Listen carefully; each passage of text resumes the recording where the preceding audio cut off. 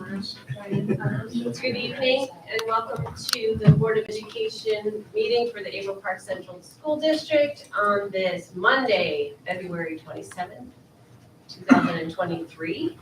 Please stand for the Pledge of Allegiance. I pledge allegiance to the flag of the United States of America and to the republic for which it stands, one nation, under God, indivisible, with liberty and justice for all. Great. So we can jump right into the superintendent's report.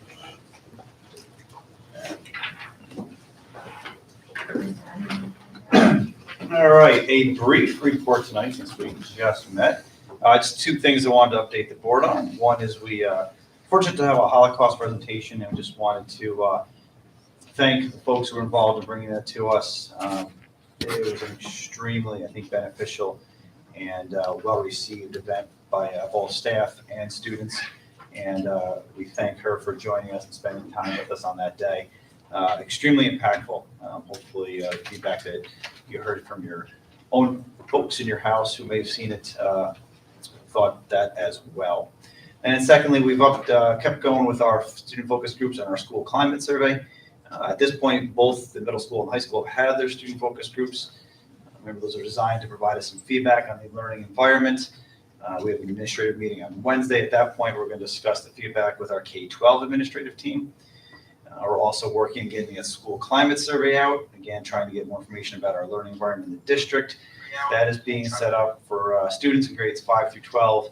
Parents and employees will have the opportunity to do it. As of now, we'll be open from March 1 to March 10. You'll see more information about that. And once we have that information together, we'll do some analysis on it, and we'll certainly share it and get that information back out to folks. So just a couple of very quick updates in terms of what is going on in the district since our last meeting. We now are Celebrations of Success video.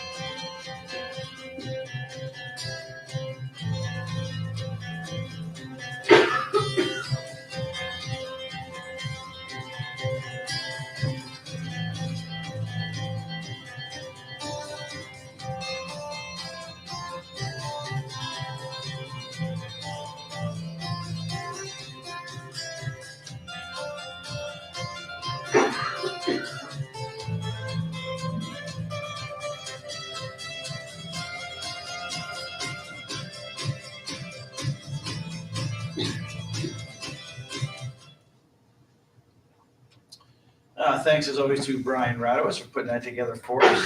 And that concludes a brief superintendent's report. All right, thank you. That brings us to item number 4, public comment. This is the public comment period that's limited to topics on this evening's agenda. Those wishing to address the board are asked to complete the request form and submit it to the board clerk in order to be recognized by the Board of Education president. And comments are limited to 3 minutes per speaker. We do have one blue sheet, but it's that will be held to the second public comment period because it's not related to any topic that's on the agenda.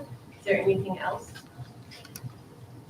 Okay, we will move along to item number 5, approval of the minutes of the February 6, 2023 meeting. Megan makes motion and seconds. Discussion? Hearing none, all those in favor?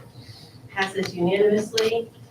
I'd like to ask for a motion to approve items number 6, 7, and 8, the business, personnel, and special education consent agenda items. Ann makes motion, seconded by Megan. Discussion. Adam. I have a couple, actually. First, thank you to Scott Mandette and the Ed Foundation for the donation. In item 6B with the budget transfers, this is just for clarification for my ignorance. There's a $150 budget transfer from counselor's summer work to nothing. What does a budget transfer to nothing mean? Do you have something else while she's looking at it? Yep. You said you had a couple things. Yeah, and the last one is in item 6H, the agreement with the David Stubbs Agency. What specifically are the deliverables that we're going to obtain in return for our $10,000? Because they seem really vague in that agreement. M, sorry, 6M. You want me to take that? Yeah. So I think Dr. Franchini put this in one of your board notes. We'll be doing a pilot in our middle school and high school with approximately 10 to 15 teachers, where we'll be essentially giving them a chance to redesign or look at their classroom space in a different way through the concept of new furniture as well as pedagogical practice. And so in doing that, we really, it would have been very easy to take the stimulus money and just buy furniture. We wanted to actually try to look at practice as part of this. So we want to put PD in front of it. We'll be doing some of the PD locally, but wanted an outside expert to do that. So we found David Stubbs actually came to our district, presented to a small group of administrators back in the fall. He comes with about 30 years experience working with schools and in schools, and will provide us with a level of expertise to really help us look at how we can utilize space in a different way, just try to set up more student-centered environments, set up zones of instruction, a variety of different things. So the workshops are going to be highly customizable. I actually spent about an hour on the phone with them this morning to prepare for the one for next week.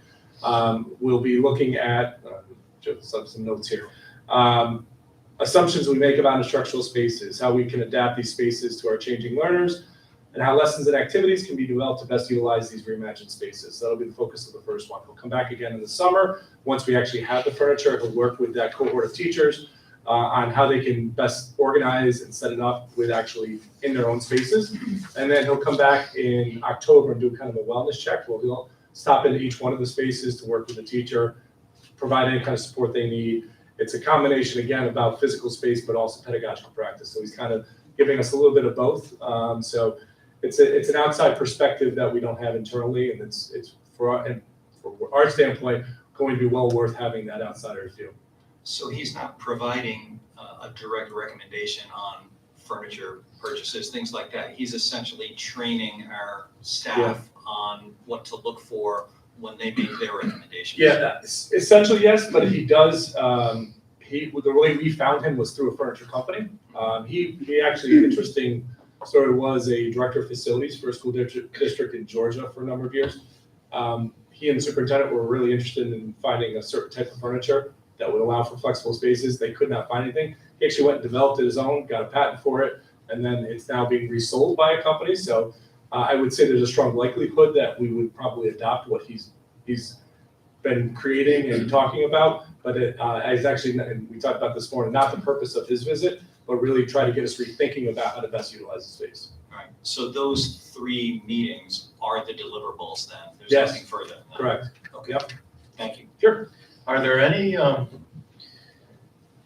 other sources that we might tap into, either in-house or Yeah. with furniture companies that would save us the $10,000? We actually have, Melissa Weatherwax has done some internal training around space, is pretty well versed in it, but after sitting through what we saw with David in the fall, knows her limitations and is gonna do follow-up training on it, but we really felt we don't have that high level of expertise that he would bring to the table. It seems as though the furniture companies would be more than happy to supply us with some expertise. They probably would, and again, I think the idea here is that we're getting a little bit more of an independent voice. Granted, he's coming with a line, but he did acknowledge that some of his travel costs are being offset by him going and visiting districts like he did for us in the fall. Those companies will offset some of his travel costs, but he's trying to be as independent about this as he can and really come at it from a pedagogical approach. It would seem to me we want to do a little more research on our own and educate ourselves a little bit more before we reach out. In what way, Doug? I don't, using furniture company representatives, using people from other districts, using some of our in-house people in terms of, well, this worked in my classroom, this arrangement, or this type of furniture. That's not how I'm reading it. When I read it, it seems like what we're paying for, and correct me please if I'm misunderstood, what we're paying for is his expertise about changing spaces around and using spaces differently in order to educate our kids better. The purchasing and buying furniture is kind of like this side result of that. But I don't think we're paying $10,000 for furniture. Of course, you're gonna have a furniture company that want, Accent or Han or whatever will come in and sell you $10,000 worth of furniture. I don't think that's what this is about. I think what this is about is training our personnel and our teachers about the use of space and how that can better accommodate the educational purpose. Am I?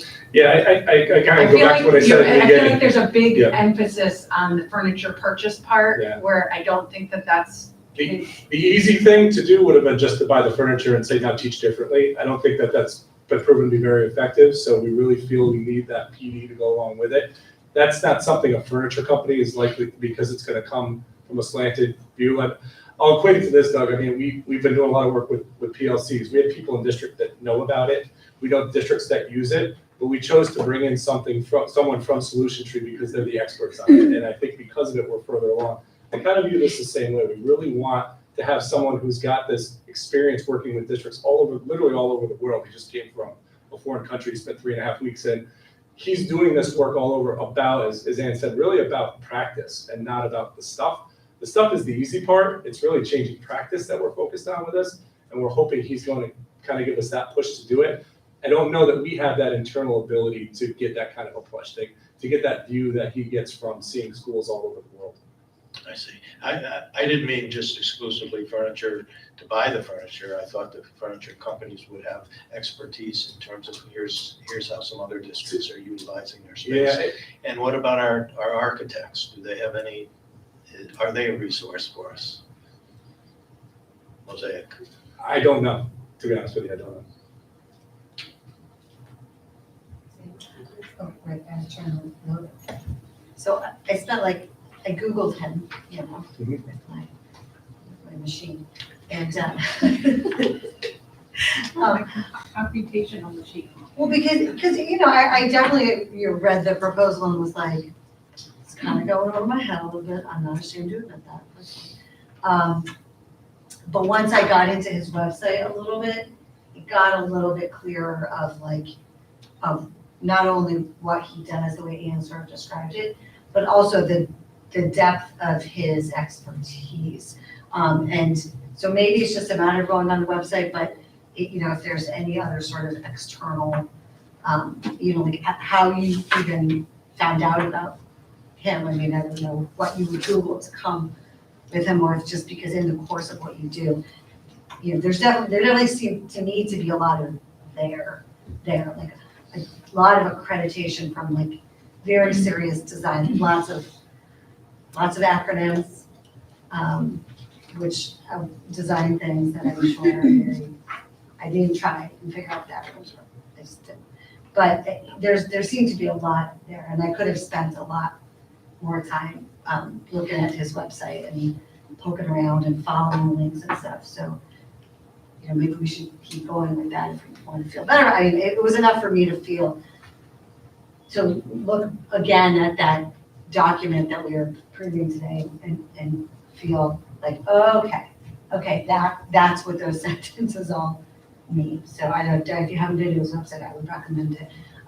The other thing was, did I hear you say the fund, that the 10,000 was that stimulus? Yeah. It was, okay, that's what I thought, okay. So that's good, so it's not free money, it's not. They're not like It's not taxpayer taxpayer. money. I like that. I like that. And it's not, it's one-time use, so. And, yeah, and it doesn't have to be more than. Doug, did you have any follow-up questions? What, everything that everybody just spoke about? I guess I just need more time then to research. I'm not comfortable with voting on it tonight. I'd like that to go to the website, maybe have some more information about what his expertise is all about.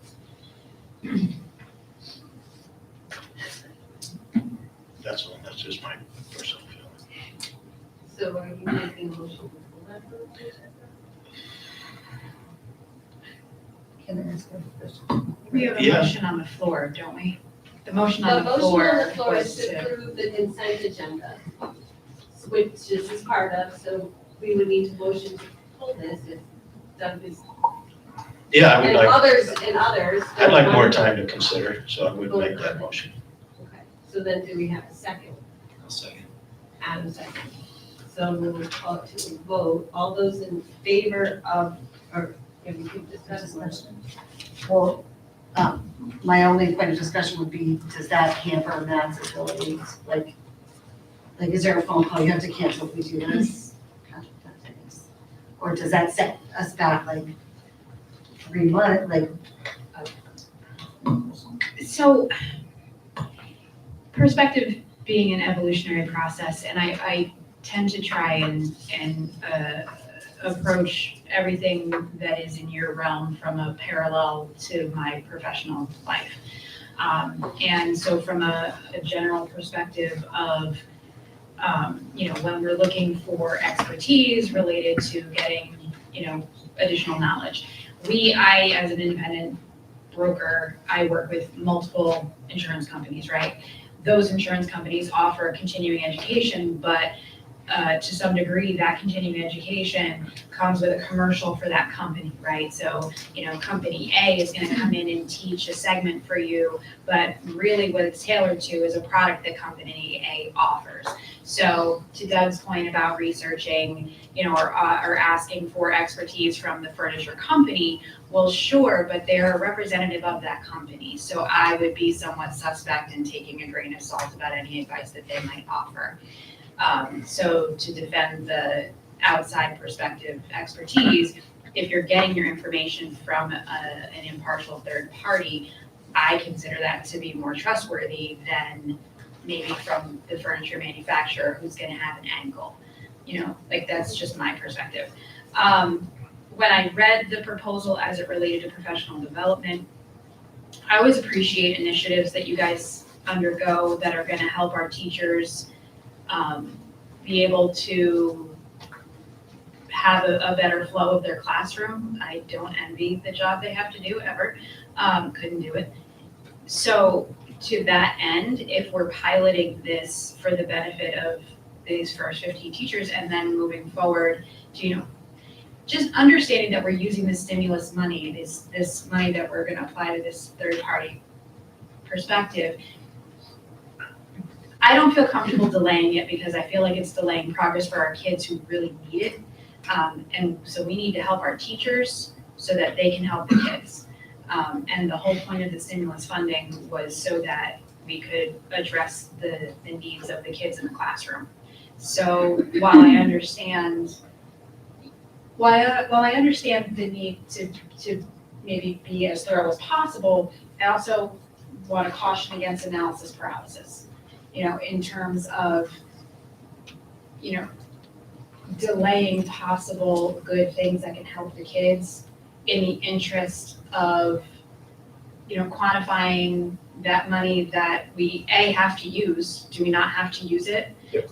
It's not coming from the taxpayers, and it's a one-time thing that we can use that money to benefit the kids. That's just my opinion on it.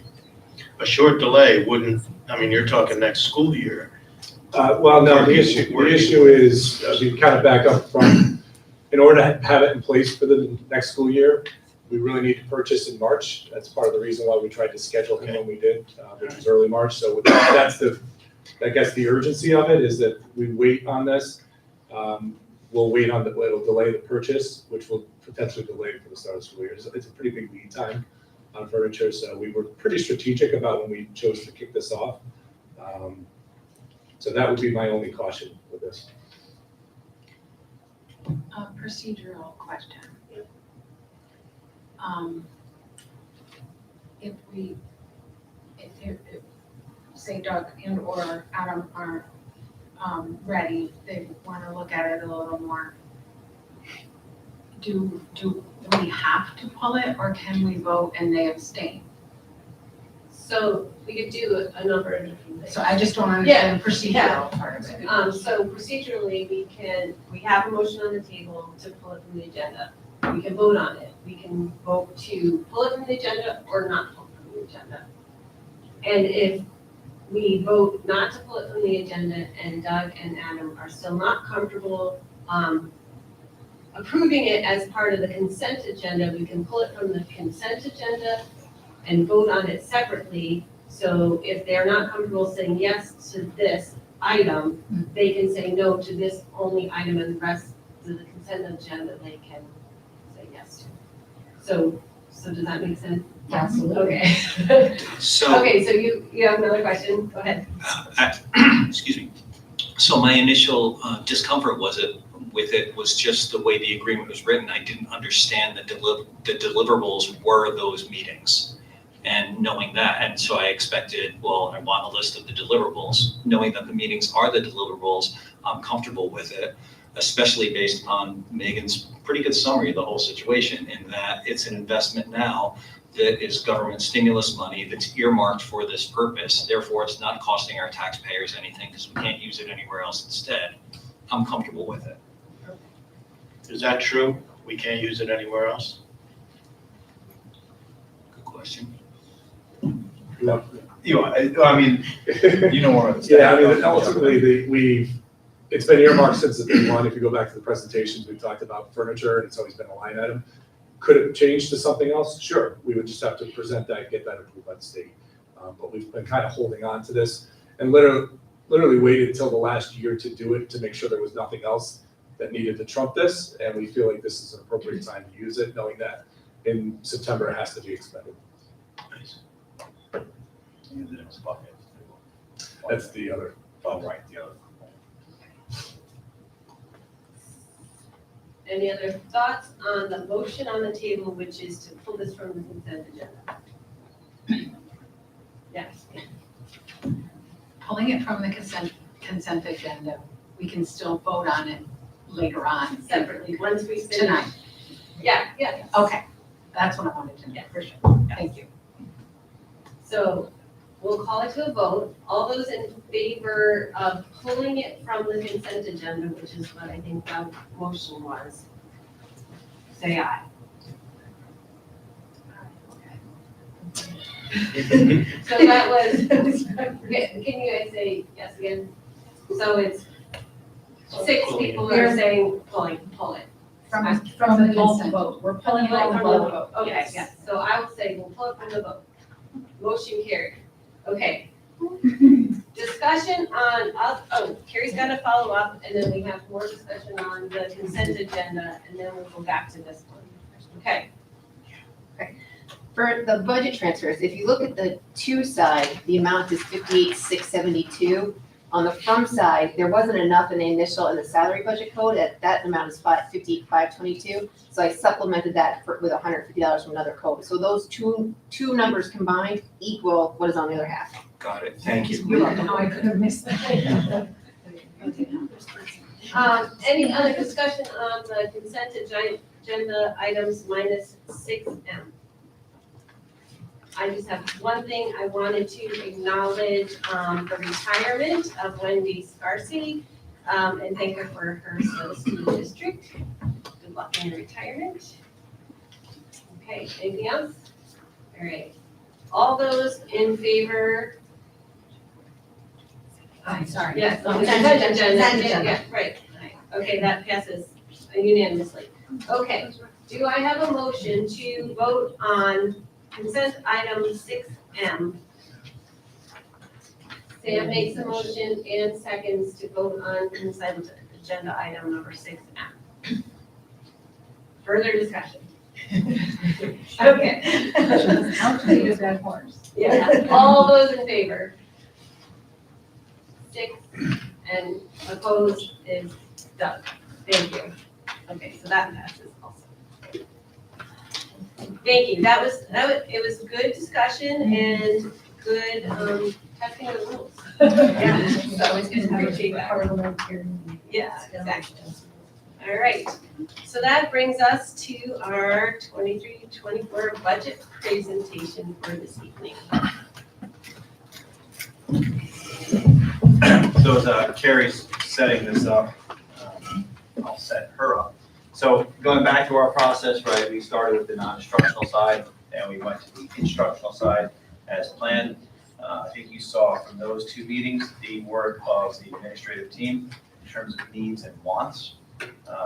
This meeting as scheduled, as scheduled, was focusing more on the financial side of things, right, tax cap, state aid. There's been a lot that has happened this year, more so than in previous years. So just to make sure everyone's on the same page as Carrie begins, we've been talk for many, many years about fully funding foundation aid. We've known all along up until this year that we were not going to benefit from that. So as our districts were very supportive of that, it was a big advocacy point and a big talking point. We were kind of the ones holding the hold harmless sign in the back of the room saying, no rush on doing that, right? Because we knew if they actually went by the formula, we would actually have money taken away. We wanted to make sure they were going to at least hold harmless or save harmless and that we could get something. This year's happening, Carrie's going to talk through this part of it.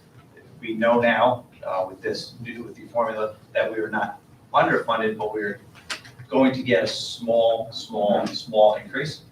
And we were fortunate, quote unquote, that the state decided to put us in the hold harmless category. So we got a little bit more as part of that. That's going to be detailed. We spent a lot of time over the last couple of weeks diving into the formula itself, the factors that drive that formula, our history, a lot of comparative data. So what we try to do is put this in a way that is somewhat easy to understand without going too into the woods. Carrie has done a great job of doing that for us. We've talked to outside experts, Bob Lowry over at NISCUS, who's kind of the foremost authority in the state, communicated with us on some of this. State aid planning, which is run out of Questar. It's a local BOE service that is well respected throughout the state. We spoke with them.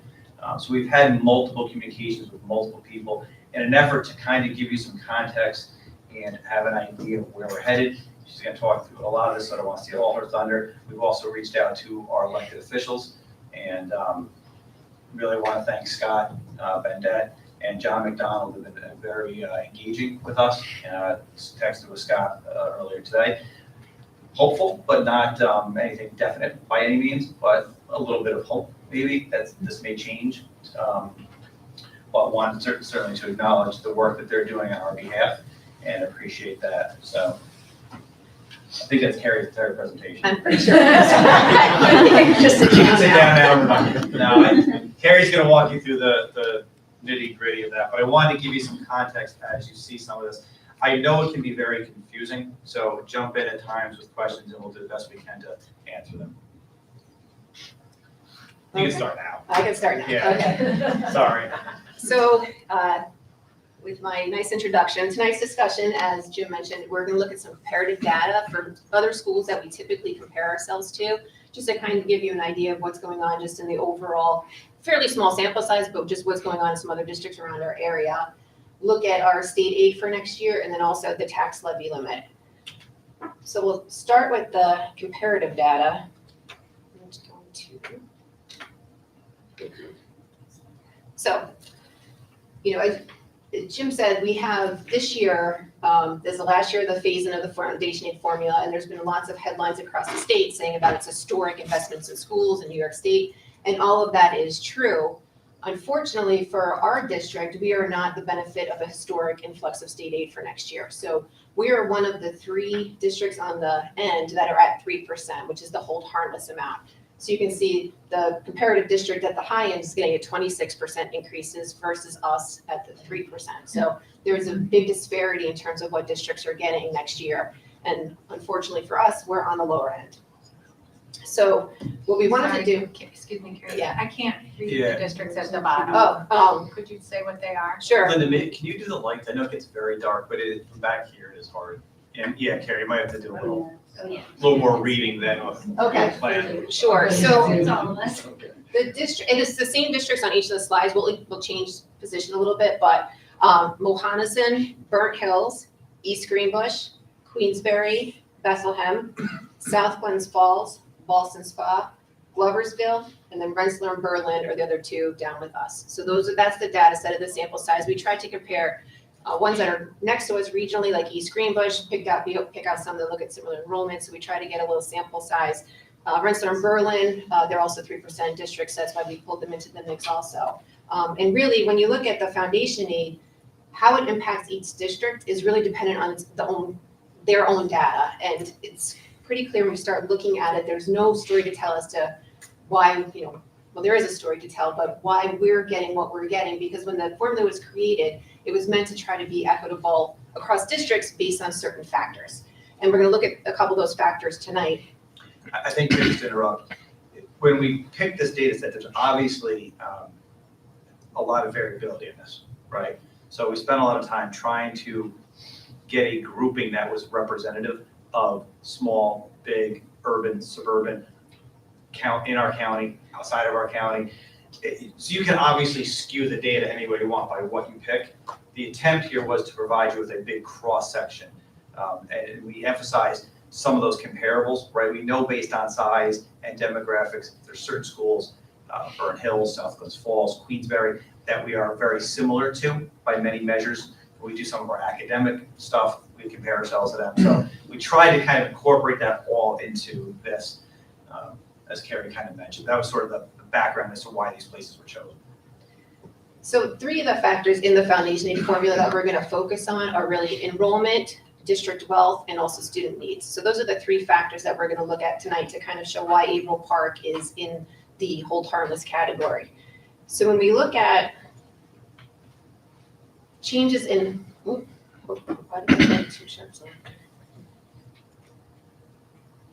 look at changes in enrollment decreases from 07-08, which is the first year of the formula, to the current year. Averill Park is in the yellow, obviously we're always highlighted there. We have a 24% decrease in enrollment over that time span.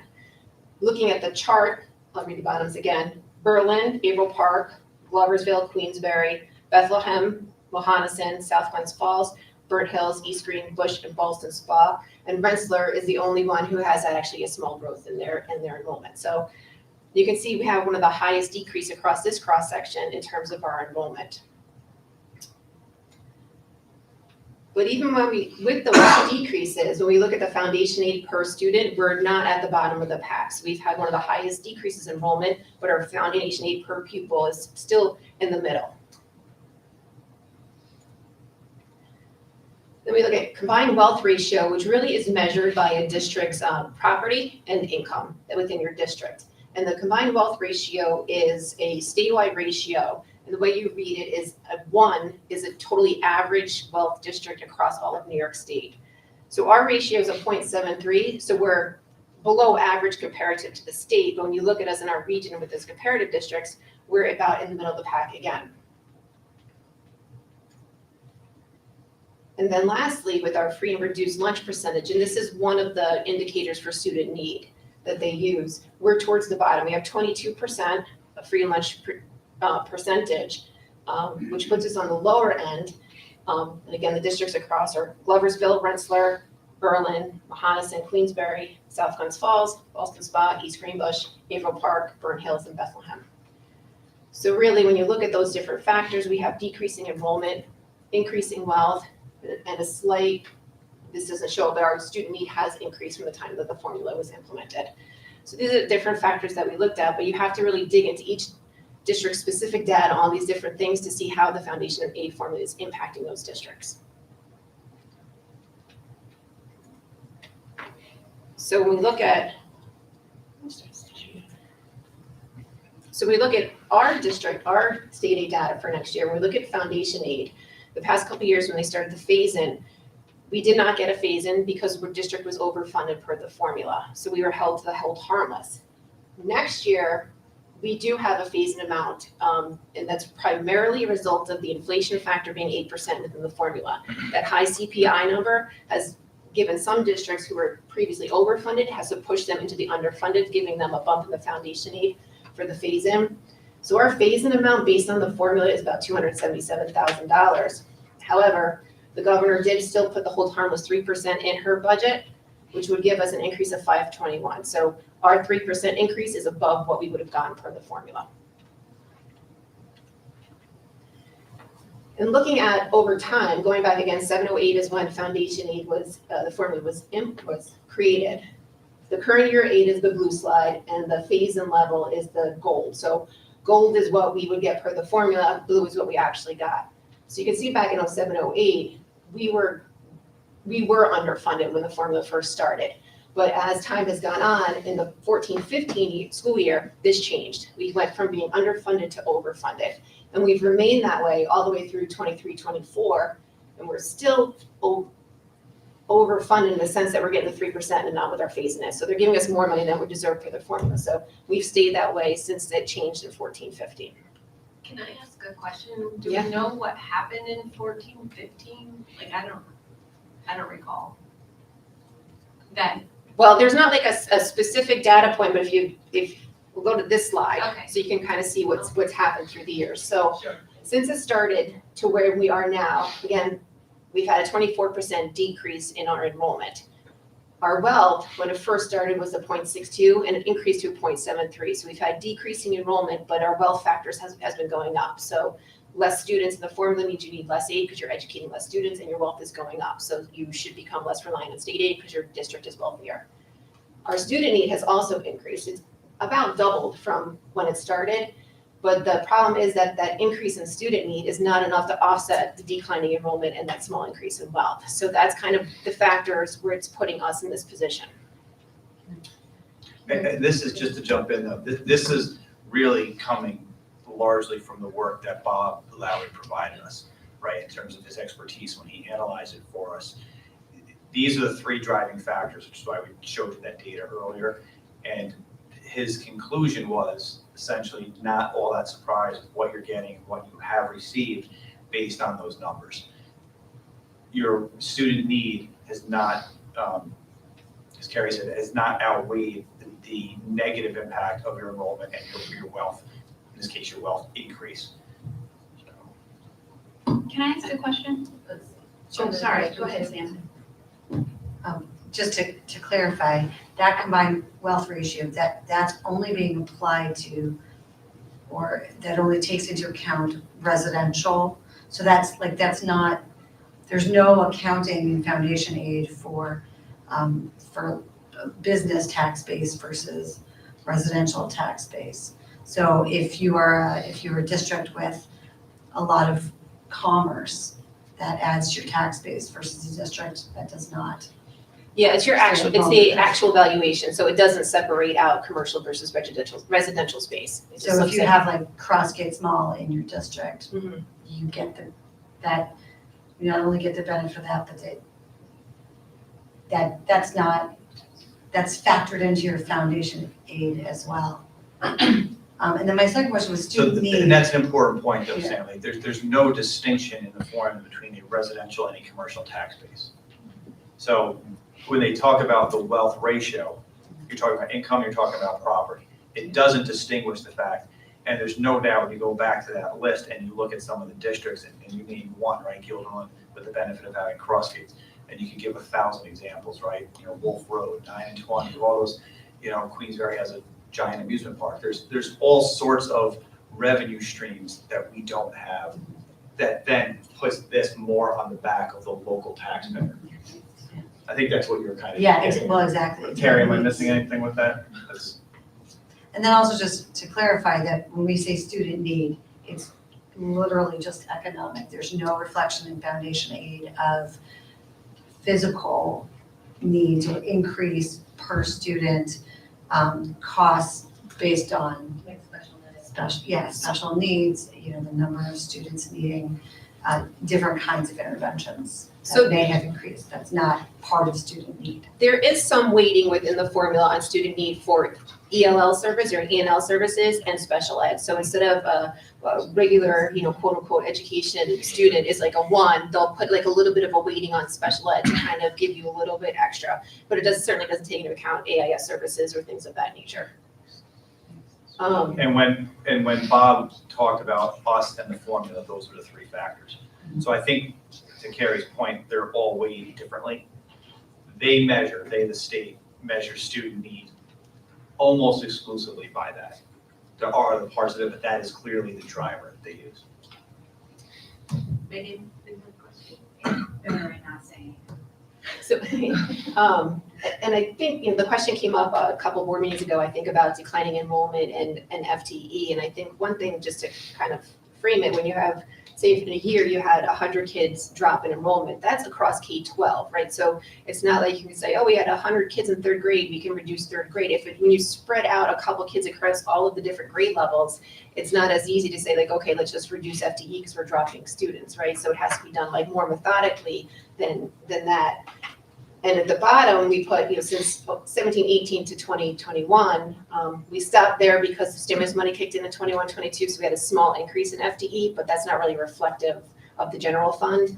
We had 6 faculty FTE reductions. So through attrition and where possible, there have been reductions made because of the declining enrollment, but it's not so easy just to, you know, say enrollment's declining, let's take out, you know, faculty and staff. And that's been, you know, when you see the presentation, the next one is mine, obviously. It's gonna have that same slide, which is the basic principles that we used since 17-18 when I got here. One of them is the reduction to attrition when possible, right? So we have attempted to do that, but it is, you have to use a very fine instrument to do that, right? As Carrie just pointed out, you'll hear this argument a lot in districts that have heavy percentage of students in charter schools. Right, so we have less students. The charter schools took X number of kids. You should reduce your staff. Well, if you're a large urban school and you have, or district, you have, you know, 10 elementary schools with 7 grades in them from K to 6, and throughout, yeah, you reduce by, you know, whatever number of kids. When you divide that by building, by grade level, by classroom, it's hard to say you can make reductions, right? So it's kind of an apples to orange comparison. It's the same thing when you're doing class size in elementary or in middle school or high school. It's hard to just say, oh, you reduced, you know, your enrollment went down X%, you should have reduced, you know, proportionally 7 staff members. It's just not that easy. So what we've tried to do is target it through attrition. Just one more. I don't know if you're, I thought that I read, and you know, it's kind of a sieve these days, but this formula was written in 2007. And I'm assuming, or maybe I should assume, was that in reaction to the financial crisis, or was that, I mean, I can't imagine, it must have been happening already in order for that timing.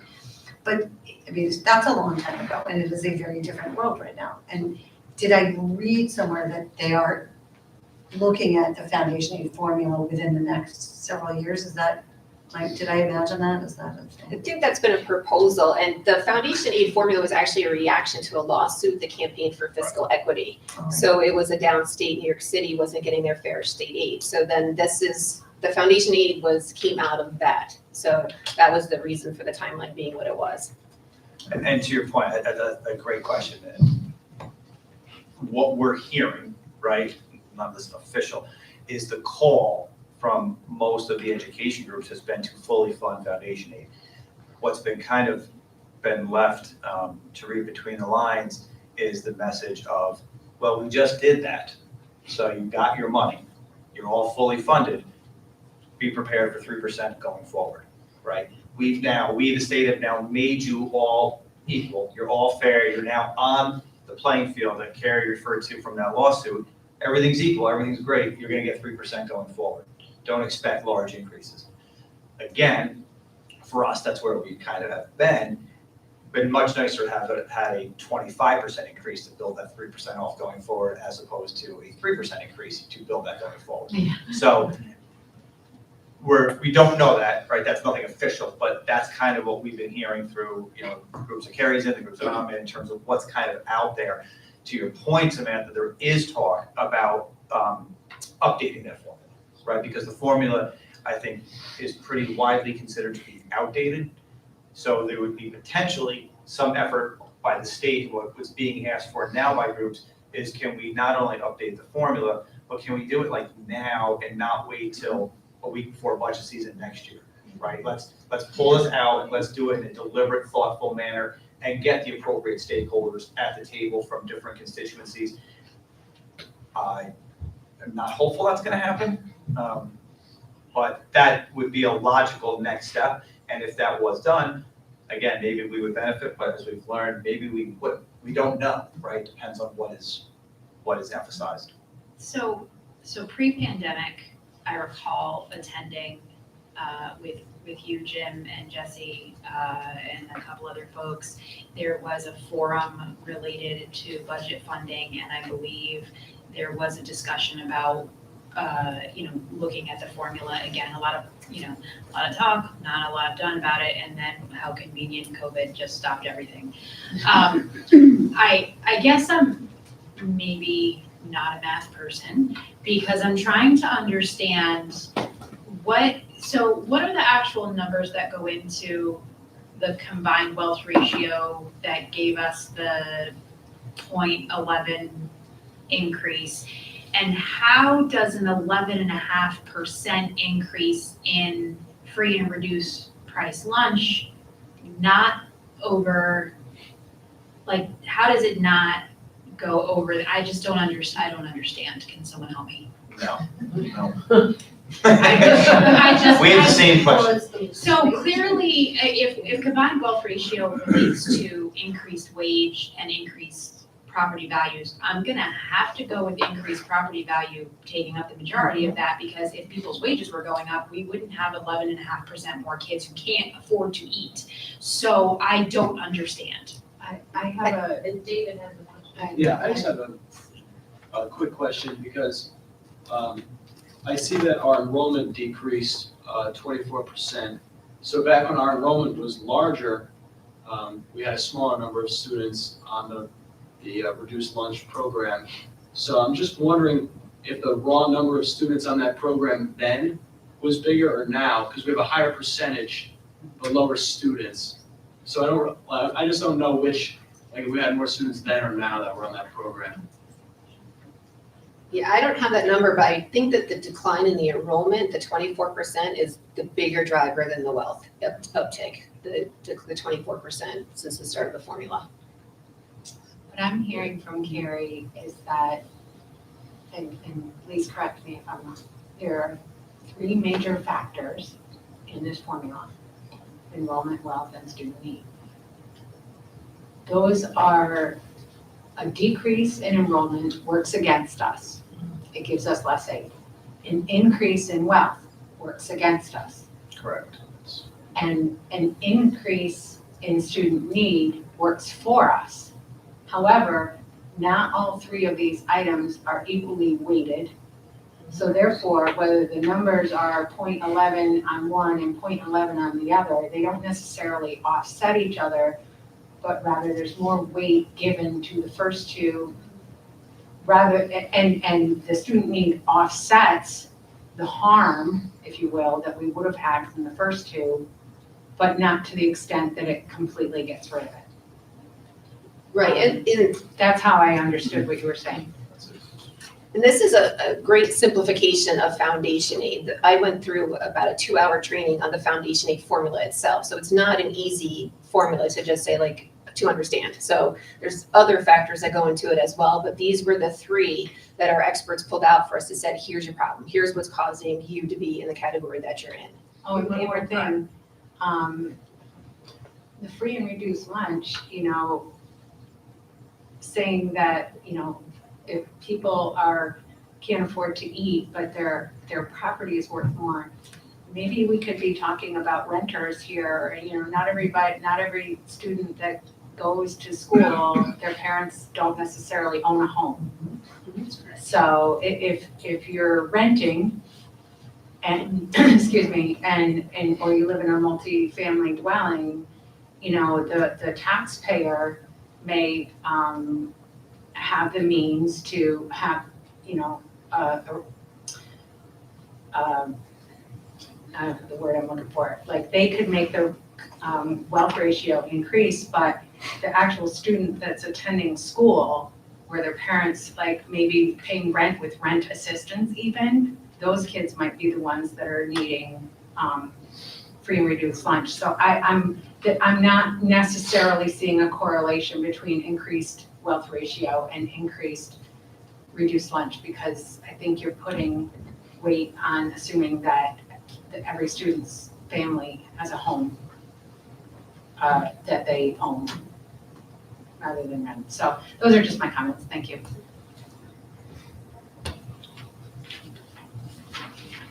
So once we look at the dollars of what's happening with us, so foundation aid budgeted compared to last year, we're going up 521,000. That's our hold harmless at 3%. Building aid, there's a large decrease in building aid. This is a result of, we had the flood project last year and we're getting the aid on that project, that one-shot deal. We knew that this drop-off was coming. We planned for it last year when we looked at the tax levy. So this is the reason that we have the reduction in building aid is purely because of the flood project. We got a 1-year influx of emergency aid on it. Our reimbursable aids are going up a small amount. Reimbursable aids include instructional materials, BOCEs, transportation, excess cost aid, which helps offset the cost of some of our high-cost special education students. So the overall year-to-year is actually a small decrease. But again, the building aid was something that we planned for last year because we knew it was coming.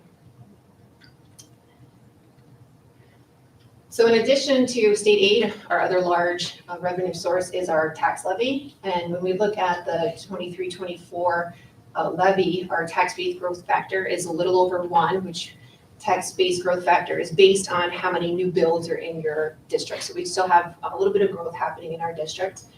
The allowable growth factor is the lesser of CPI or 2%. So this year we're capped at 2%, even though the CPI is at 8%. This is one of the bigger disparities between the growth factor and the CPI since the formula has been implemented. And then the other factor is capital exclusions. It's the only exclusion that we get in the tax cap right now. And really, our capital exclusions, we have 2 things happening there. We have the $28 million project that was voted on a couple of years ago. So we have that project debt coming on, and then we have old debt coming off. So last year when we did the presentations of all the different spreadsheets, we talked about the flood aid impacting last year. And then this year and next year is when our debt is dropping off and we're bringing on the financing for the new project. And we're following that plan going forward in order to catch that debt. And really the point there is to try to avoid high spikes in terms of bringing the projects on. So we try to keep that level and consistent for a multi-year approach so we don't have these big hills and valleys within our tax levy. So debt service really is the biggest impact that we have on our tax levy. So 22-23, the current year, bond anticipatory note. So that's our new project where we do 1-year financing. It's temporary financing. We do it a year by year as we phase in the construction until we get to the point where the project is almost spent, and then we'll do a bond. So we'll go to permanent financing. So for the next couple of years, this year and the next 2 after, we're going to still be on band financing. So last year we had the influx of flood aid, so we did a band pay down to offset that. So when that aid went away, the band payment could go away, and it was no impact on the budget. So that's what we planned for last year. the tax levy was 2.93%, about $965,000. In 23-24, we have a reduction in debt for an old project, so about $968,000 payment coming off the books. With this particular project, there was a timing issue, so the payment is dropping off next year, but we're still gonna get 1 year of additional aid. So we have aid not being offset by a payment. And this drop up of the debt was the first one we were gonna catch with the new project. So we're putting in a band principal payment again to offset that aid, to catch that reduction in the debt service because we still have that aid on the project. So using that, the tax levy is up 2.99% or just over $1 million. Looking forward next year, the following year, 24-25, we again have a reduction in the debt service, an old project coming off the books, but this time we also have the aid coming off at the same time. So then we'll look at financing for consistent debt. Again, we'll probably have a band again. I have a projection there of 2.98, again, a little over $1 million. This is pretty in flux right now. There's a lot of things when we go out 2 years, what happens? This depends on the final cost of the projects that were happening right now, timing of us being able to get those projects done and the cost reports filed in order for us to get the aid, and even how much the interest rate will be in a year out. So that's a projected amount, but based on where we are, how much we think we're gonna need for the projects going through to June of 25, it's a projected levy of 2.98. And remember with that slide, as Carrie referenced, we talked about this last year. Our goal was to give as flat as a number for the next 3 years, so last year, this year, and next year, and she's been able to maintain that. Again, depending on how you pay some of these things down, you could go lower, but then it's gonna spike the next year up to 4, 5, 6%. We try to proactively not do that and keep it right at about that 2.9 flat through, and through some good work again on her end, we've been able to keep it where we thought it was gonna be, and even hoping that next year, 1,000 variables that will be right in that same number again. So where are we now? So right now, we're about a $731,000 deficit. We've had over the past few weeks, multiple discussions with the administrative teams to talk about attritions and reductions in FTE for us to help close that gap. We also have 1 more year left of the ARP stimulus. There's one grant that is ending in September. We have a whole other year for ARP and how we can potentially leverage some of those funds to save program for next year. It might kick the can down the road a little bit, which is what you don't, so push the cliff off essentially for 1 more year. But we're working through leveraging that. And then, Jim talked a little earlier about advocacy with our legislators to try to see if there's any additional help we can get from their end. Jim wants to comment more on that, or? Yeah, thank you, Carrie. Yeah. I was going to jump in. I do. I can hear the microphone. Yeah. The main point that we've had with Scott and with John McDonald has been that, and we've referenced in Carrie's presentation earlier, the CPI of 8%. There was some work done by some of the advocacy groups to say, hey, listen, we understand you're going to have a whole harmless clause. That's great. It'd be nice if you tied that to inflation, right? So that was, it's really, in our opinion, and in talking through people, our strongest point, because it's hard to argue for more money when they just fully funded it. It's hard to argue for more money when districts are getting 17, 18, 21, 25% foundation aid increases. To us, we're kind of saying, hey, if you would just tie us to inflation, the difference between 3% and 8% is, broad strokes, $1 million, right? We're about 500,000 for 3%, so an additional close to $1 million in revenue more than closes our gap. So that is our lead point right there. And then going back to that stimulus grant thing, Matt and Kim and Carrie have worked a lot as we're trying to balance the use of those funds, right? We know we have the funds available to us. The issue is the more you put in there, when that money goes away next year, all of those things are out of the general fund budget. So there's not a place for them to come back to. So as we've worked through different scenarios, that's one that we're looking at very heavily, but knowingly, and you try to avoid this, that we're just setting ourselves up next year for a little bit of pain as well. At the same time, it doesn't make any sense not to use the money. that's available that we can use, so.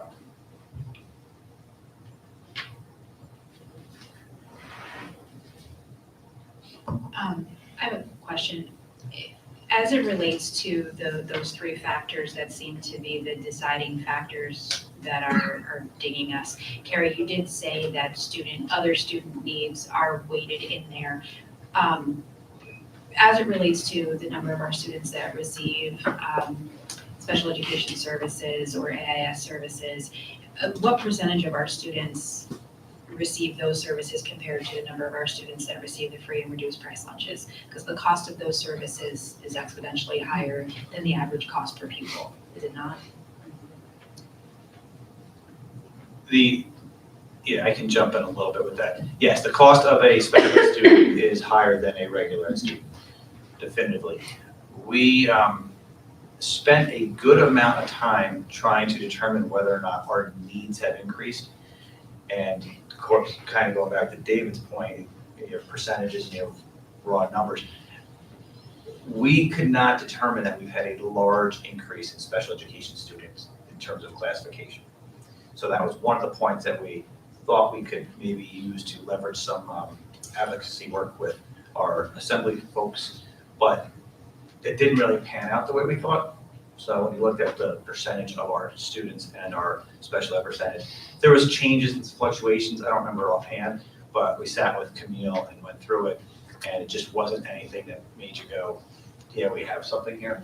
So I don't know if I answered your question. I think, yes, they are more expensive than a regular education student. So is there a conversion rate of students? I know through the educational process and being a special education mom, I know through the educational process, kids can sort of graduate out of special education if they're able to grow their skills. So what you're saying is the number of students coming in requiring special education services by classification is not more than the number of kids being declassified? Is that fair? Broad brush, we just looked at percentage over, I think we went back to around 17, might have been a little before. The percentage just didn't fluctuate enough. It went down, went up, but the number didn't provide us any kind of smoking gun that we thought, hey, this is something we can use to say. What we did notice, and what we do know, is our 3 and 4-year-old population that's coming in is coming in higher and with higher needs. So we brought that point up to be, hey, we know that your funding is looking at this, but we know that as we look to the future, that our needs are going to increase. So we were able to say that, and I believe that was in the letter that we sent to Jay Gashby and to Scott Bendett and to John McDonald.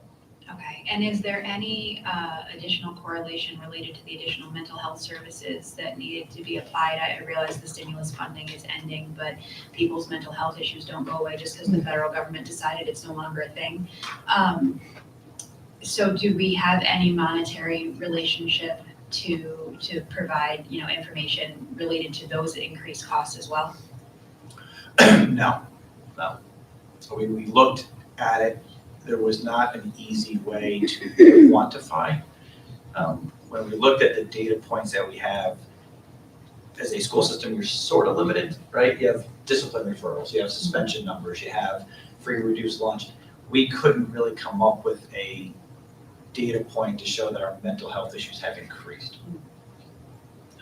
We know anecdotally we have stories, but we couldn't come up with anything, let alone longitudinally say, oh, back in 17, 18, X percentage of our kids, or we went down that path. We went down a bunch of rabbit holes, and I think that's sort of what a little bit of our frustration has been, is the lack of a smoking gun in terms of, that's the reason, and that's what's caused it, or that's the problem.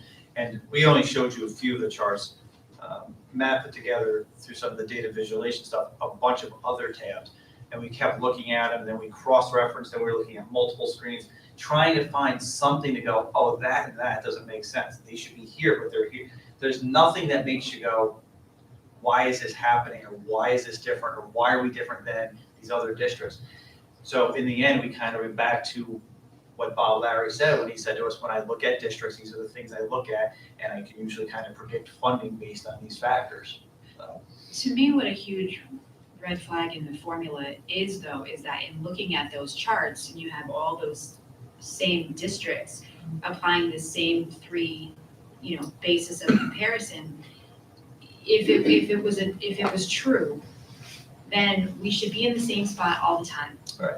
Versus all over the place. And not just us, if we're talking about every other district that is in the, I'm gonna temper my language here, every other district that's in the hold harmless, some of them are worse off than us and some of them are not. So that to me should be a huge red flag that the formula doesn't work.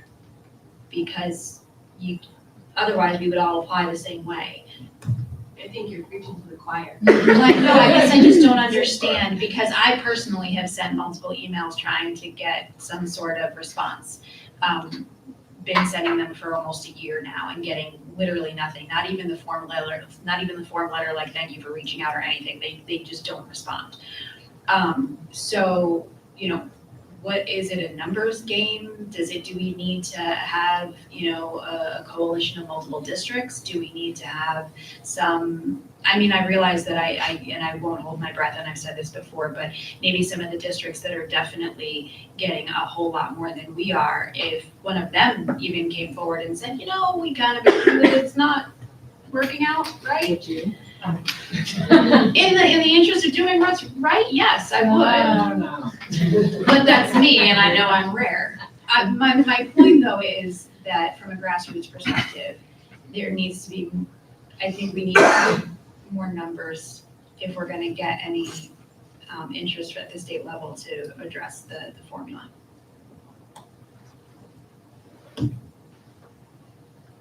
Off topic, on topic, along those same, not even really.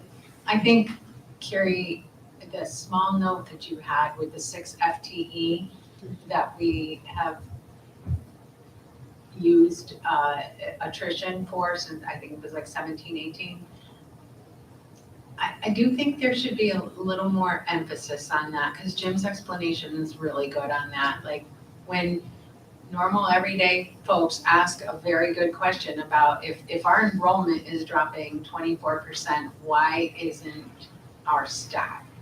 And the point you made where if you're losing those, if your classroom size goes from 27 or 29 to 26 in a particular classroom, you're not gonna fire that teacher, or you're not gonna put 50 some odd kids in a classroom. I think I just hope that when you put out the budget newsletter that you can somehow reflect that yes, it's a declining enrollment, but that doesn't necessarily have a same offset of FTE.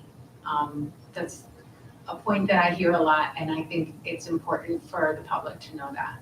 I wholeheartedly agree with that, and couple that with back in 8, 9, 9, 10, we had a gap elimination adjustment, and I think at that point, and correct me if I'm wrong, we lost about 25% of staff.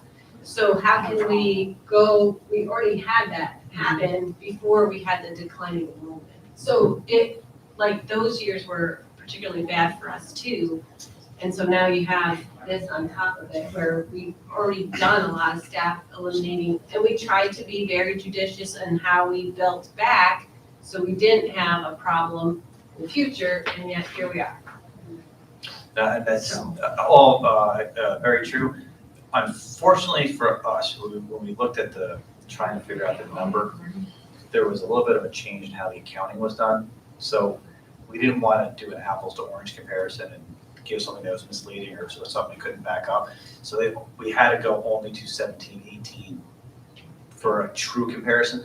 But the one thing that we were not able to determine that I wish we were was if we were able to go back another 15 or 10 or 15 or 20 years at that FTE number, because again, we know that to be true.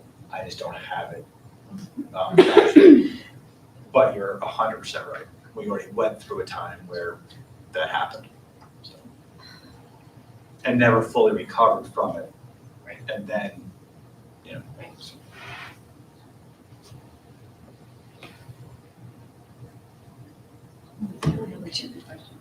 I just want to clarify, because we've been talking about a lot of theoretical stuff.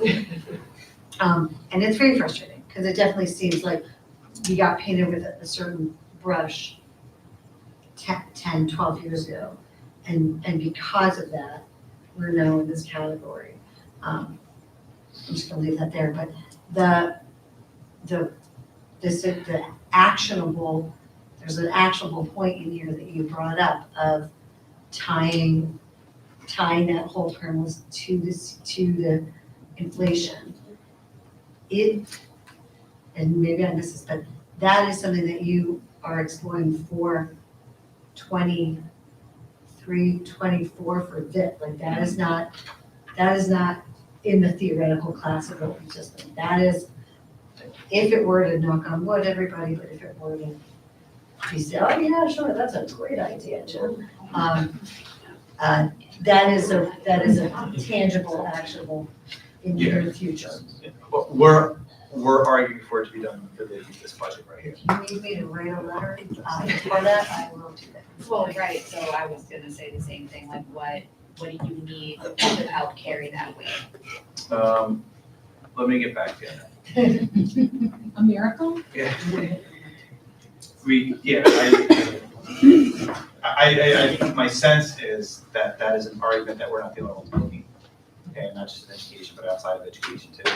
In terms of people looking for cost of living adjustments and those type of things. That number seems to be obviously, people are saying entire things to the CPI. So I don't think it's a foreign concept.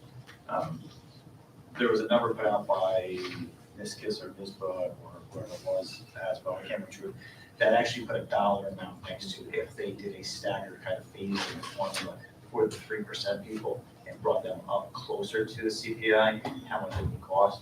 And of course, on the grand scale, this is not a large number. So there's a little bit of hope there. Carrie, were you done? Yeah. Just came up. Hijacked that presentation. What was your question?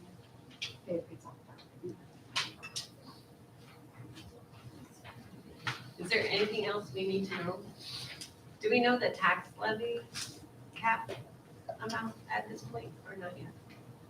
The 2.99 would be the for 98. 99 is this year, 93 was it? That's a tax levy cap, 93 is what passed. 99 and then 98 next year. but we don't know next year until we have those. Yeah, that's just projected. Projected. But just kind of show that we're trying to follow the same methodology as last year. Consistency. Sounds good. I think just to close, just to answer your question, the plan would be now, following what we laid out, the next presentation would be mine, and it would be essentially the recommended budget to the Board of Education. Okay. Right, so the next presentation will be mine, it'll take kind of the needs, the wants, the cuts into a balanced budget that you have to look at. We built in this cycle this year based on the money from last year, 1 week with no presentation, or 1 meeting with no presentations, so there's a meeting for discussion, and then I believe the adoption right after that, by down from. And not exceed, the budget will not exceed the tax levy. Correct. Just a question that's maybe unrelated, but the declining student enrollment, do you have any idea, or just a gut feeling or numbers about how many students withdrew and are homeschooled or went to other schools? We have that information, I don't know it offhand, but our registrar really does track homeschools and. Would it be a significant increase? No, I was just gonna say, last I checked, I wanna say, because I had that same interest prior to COVID ending and saying, are we seeing kids who went home during COVID and never came back? Right. I wanna say roughly, Doug, went from, say, the 50, 60 number to like 70 to 90, so Okay. maybe 20 kids difference. Okay, Not a huge jump. good. Just to go back to one of the slides, every district lost students but one, correct? In that timeline, right? It was just from Slater, so everybody did. Before, just a side note, before COVID, the Adirondack school districts in the Adirondack Park area lost 20% of their students in the previous 10 years. And I don't know the updated figures, but I know they lost more even since COVID. So there was an article in the Times Union, I've got it here, about education in crisis, and student enrollment was the first item that they talked about. And that seems to be the root cause. It's definitely a statewide issue from what there's a handful of districts that are not seeing that, but certainly in the capital district, at least last time I knew, it was like every district but one was facing decreasing enrollment. Yeah. So, Anything else? Yeah, okay, so we'll hear more next time. All right, that brings us to item number 10. We have several resolutions. Can I ask for a motion to approve the agreement between the district and Dr. Cosgrove regarding consultant services requested by the school district and or pursuant to the individualized education programs of students with disabilities and or to students with 504 accommodation agreements? Doug makes the motion, Adam seconds, discussion. Hearing none, we'll call to a vote. All those in favor? Passes unanimously. Thank you. May I have a motion to approve the Phase 1A contracts awards? Adam makes the motion and seconds, discussion. Something, so, Yep. on the resolution, the electrical says 132, it should just be 32. In Mosaic's write-up, it's 32,000, I have an extra one, like in the resolution, so if we could just, yeah, sorry about that. Okay, so we'll approve it with that edit. Any other discussion? All those in favor? Passes unanimously. May I have a motion to approve Phase 1B contracts awards? Megan makes a motion and seconds, discussion. I think at our facilities meeting, you mentioned that the bids, contractors' bids came in very favorable for the district, is that right? Yes. And for the entire contract. That's good news. Thank All right. Any other further discussion? All those in favor? Passes unanimously, thank you. And may I have a motion to approve the Phase 2 contract awards? Megan and Adam seconds, discussion. I did just want to jump in and Doug alluded to, we have talked about the facilities committee, but I want to thank Tony. They've done a great job. We actually have made out very well to that point with where things are right now, and we're hopeful for that it will lead us in the project, but thanks to Tony for leading that and being here, and it's your chance to leave right after this is voted on if you want, Tony. There's a policy discussion coming up, so you might want to get out while you can.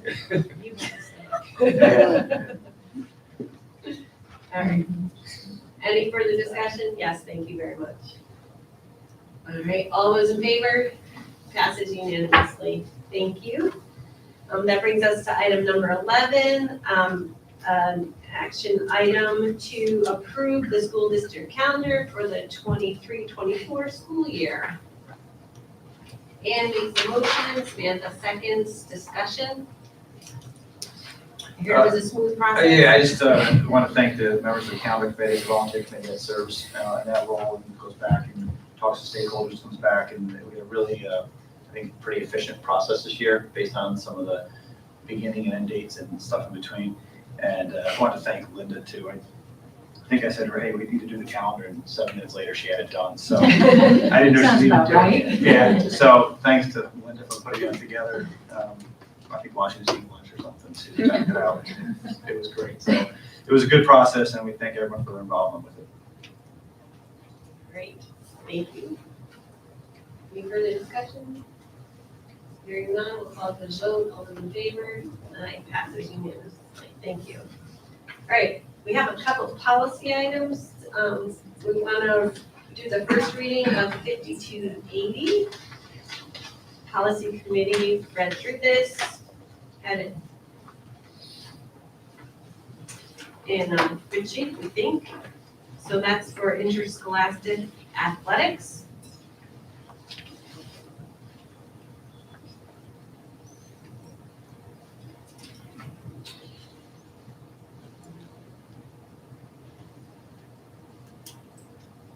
Anybody have any comments, questions, thoughts about policy 5280 before you, Ann? May I make a motion to waive the second reading and vote on it as it is? Second. Adam seconds. Any discussion? Does anybody have any concerns about this one? All right. So we'll call it to a vote. All those in favor of approving policy 5280 as is? Passes unanimously. Thank you. All right. Then we want to discuss policy 5405, which is a new policy replacing our old policy 5425. We did have some questions on it, and I think, to be fair, if we want to just quickly walk through those questions, I think that would be helpful to everybody, including the policy committee, to get some direction on what the board is thinking around these questions. Go ahead. I'll try to be brief with it too, because you've endured my long email on this.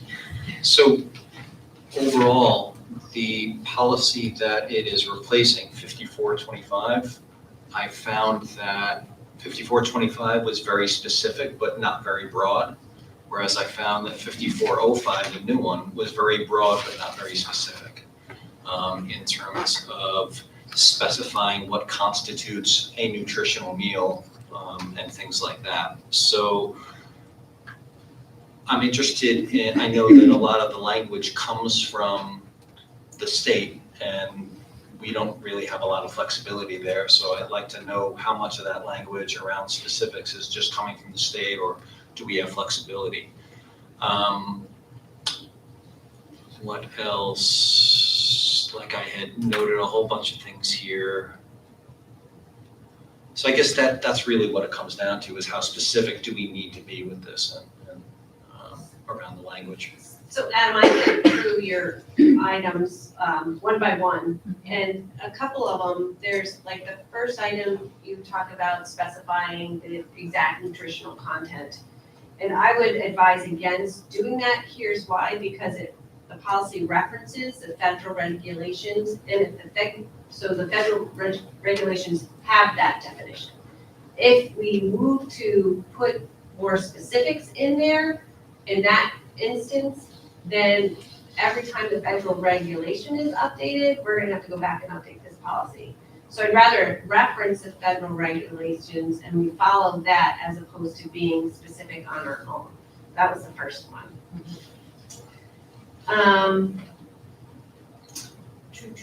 So the second one, you asked about adequate time to eat.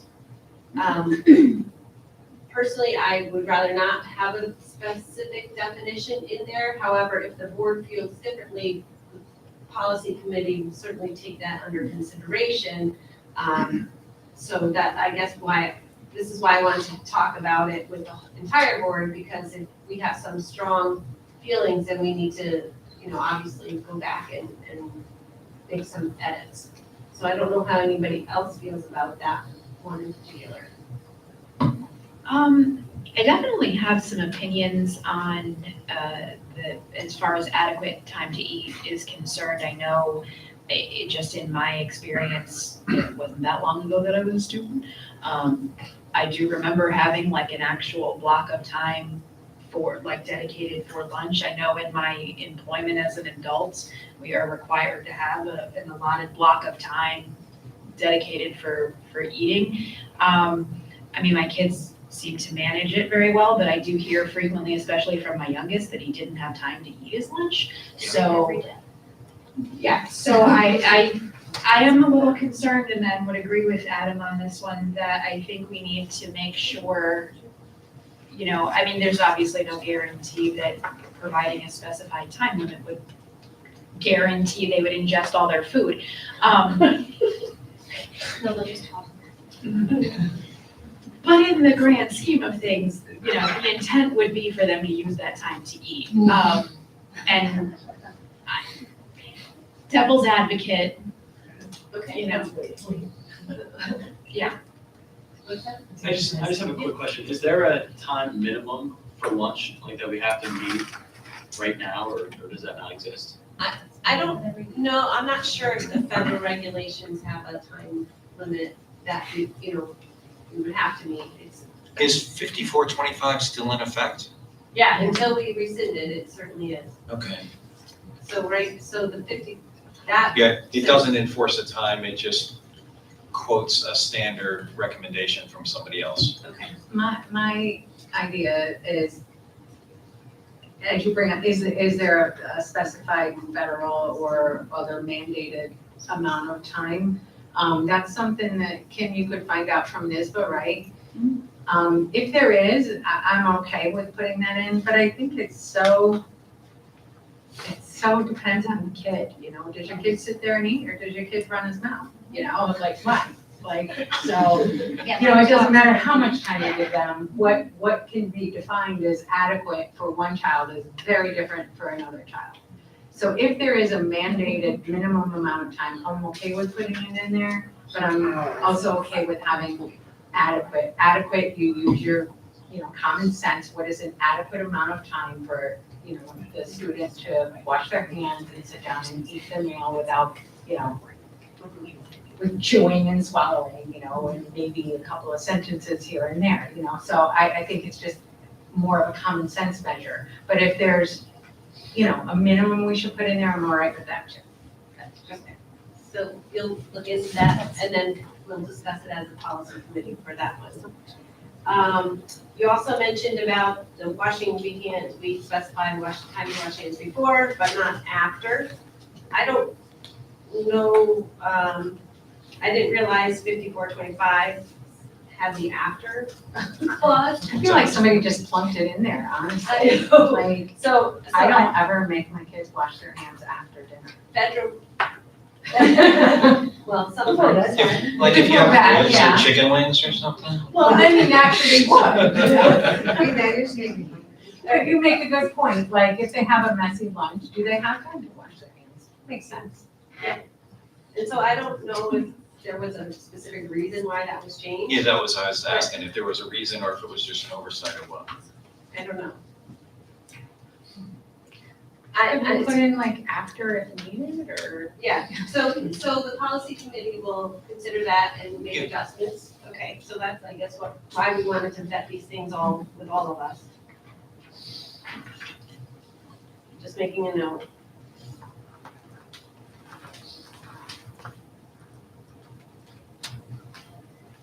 Then you talk about fundraising activities, and so I looked into this, and it said that during the school day, it's in regards to during the school day.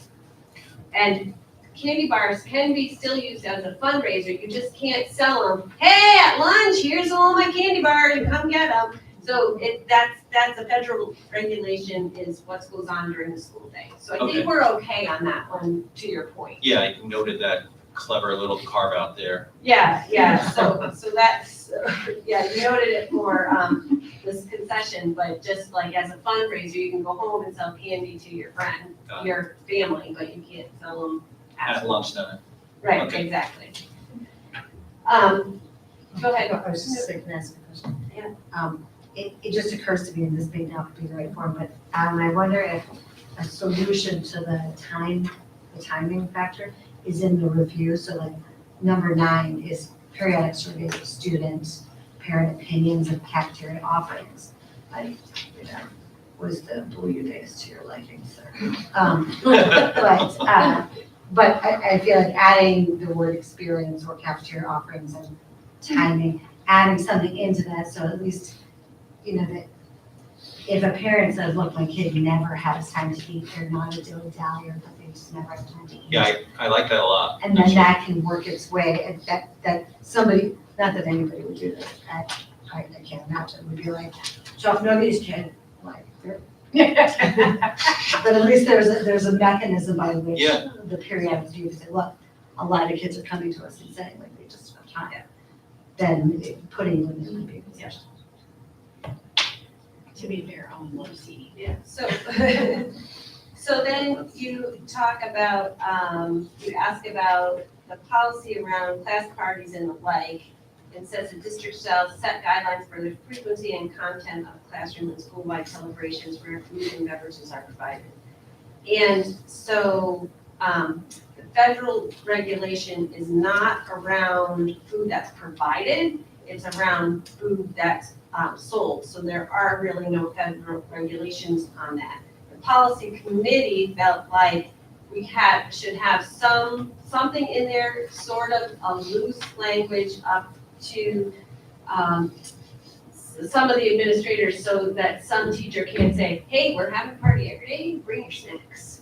You know, so that's why we put it in there, but we wanted to leave it informal to sort of have people self-regulate in each building. Does Not that, to mention my, I had some thoughts on that as well. I feel like the guidelines that are set, wouldn't that be part of regulations, which is something that the board doesn't oversee anyway? yes, so that's the other thing. We set the policy, it's up to the administration to administer the policy, so we just kind of set the parameters and they figure the rest out. Right, the wording of that though seemed like, Yep. here's a policy that says we're gonna set a policy. Right, So so guidelines are actually, Not a policy, but Parameters. guideline, but you know, ideas, guidelines, parameters that would go in a regulation. And that's not something in the policy that the board does. oh, okay. right, yeah. Regulations and, what is E again? Exhibit. Exhibits, we don't do those, we only do the policies, So who would do the guidelines? the administration. The administration, Yeah. okay. So are you good with that? Yeah, I'm good Okay. with that. This is why I wanted to talk them through, because I think some of them were pretty, based on our previous, the policy committee's discussion. Then the second to last one you cited was about the nutrition, promotion, and education. You asked about the one that talks about food preparation methods, and you'd like to also do storage. And I think there's a distinct difference. I think storage implies food safety. Is that what you were getting at? Yes, And this talks about preparation in terms of, you take a piece of broccoli, you don't deep fry it, right? So it's about how to keep the food preparation healthy. And so I think there's a little bit of a difference where I don't think storage quite fits in this policy. While I understand and appreciate that we want our food to be safe, I think it's just not a fit in this context. That's my opinion. I don't know what other policy members, how they viewed it. But I was thinking, like, there is a separate entity, like, we are subject to, like, Department of Health. Right, right. Like, that is its own. Right. Thing.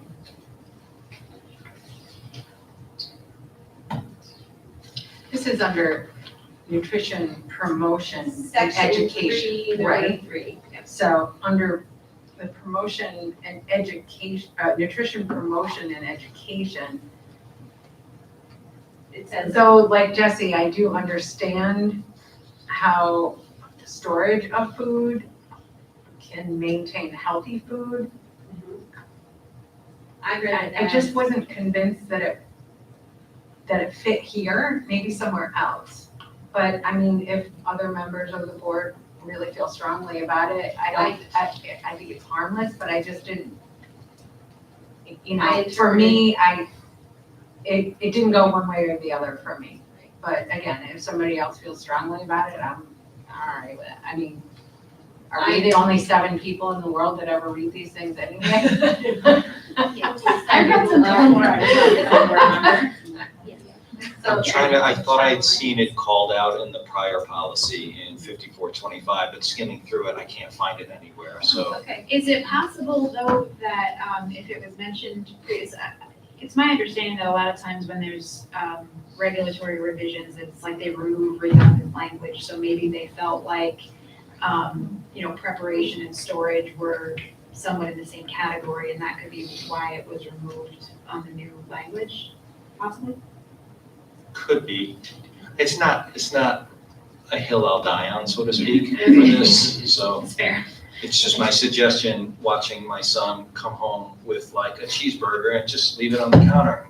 go down and watch TV for hours. And I'm like, you shouldn't do this. Yeah. What do they teach you in school? Frankie would bring home her leftovers in the bottom of her lunch bag. She wouldn't even put them back in the sandwich bag. So, That's gross. case in point. I get it. Okay, so we're, all right, so the policy committee will think about that. I'll defer to your judgment. Okay, thank you. And then the last one you mentioned about the every 3 years, the 3 years is the federal regulation, that's why we have it in there. Wow, okay.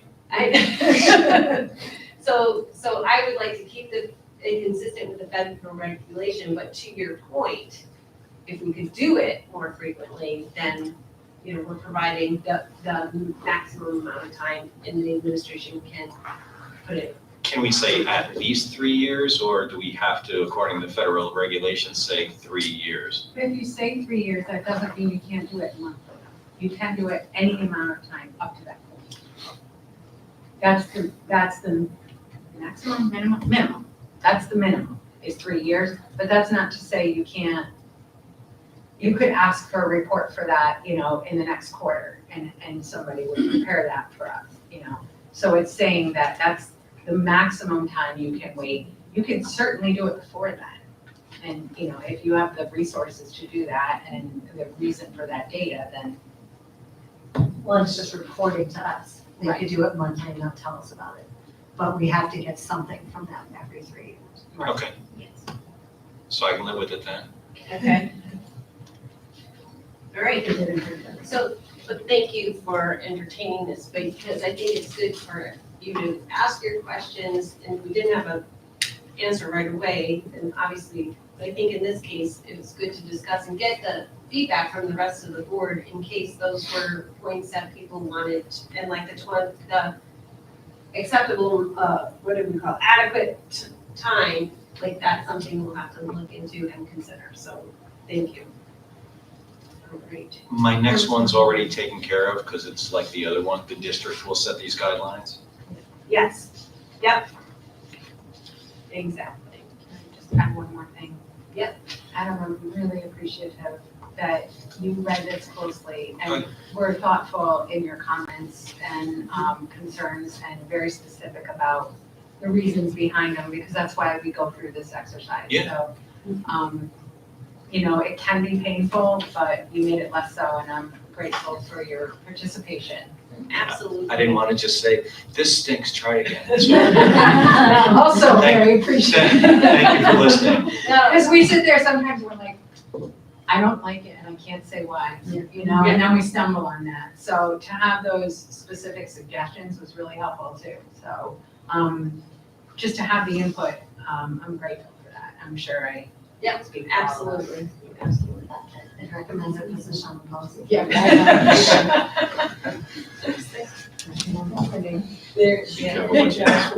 So, okay, so the policy committee will go back and review 5405. I think our next meeting is before our next meeting. So we'll hopefully have it to you guys again, for the next time to approve. And then once we approve that, we can rescind the 5425.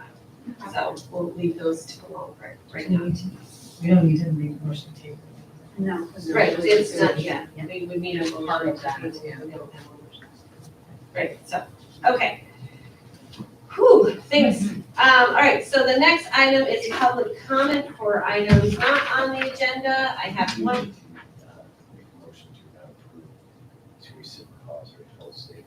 Oh, we need to make a motion to No, we that, don't, or- can't we just not make a motion?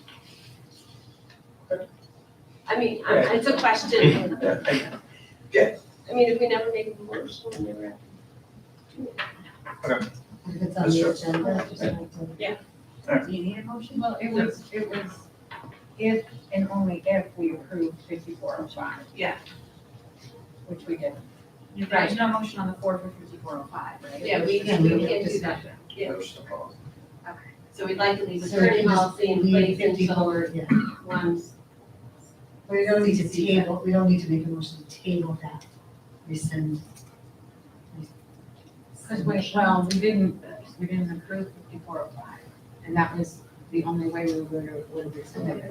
I am not that versed, brushed up on my Robert's rules, whether you need to. Well, just for the motion sake, to just for the table sake it. of order, I'll make a motion to table policy 5405 for the revisions noted and to be reviewed Well, for second reading. No, No, I think what the Because- motion is for. Save it for now. We'll skip it. Okay. So we're going to public comment, open to any topic. I have a blue sheet and 3 minutes per speaker, and we have a microphone somewhere, and so if you could please, I have Julie Hanson, if you could come up to the microphone, that'd be great.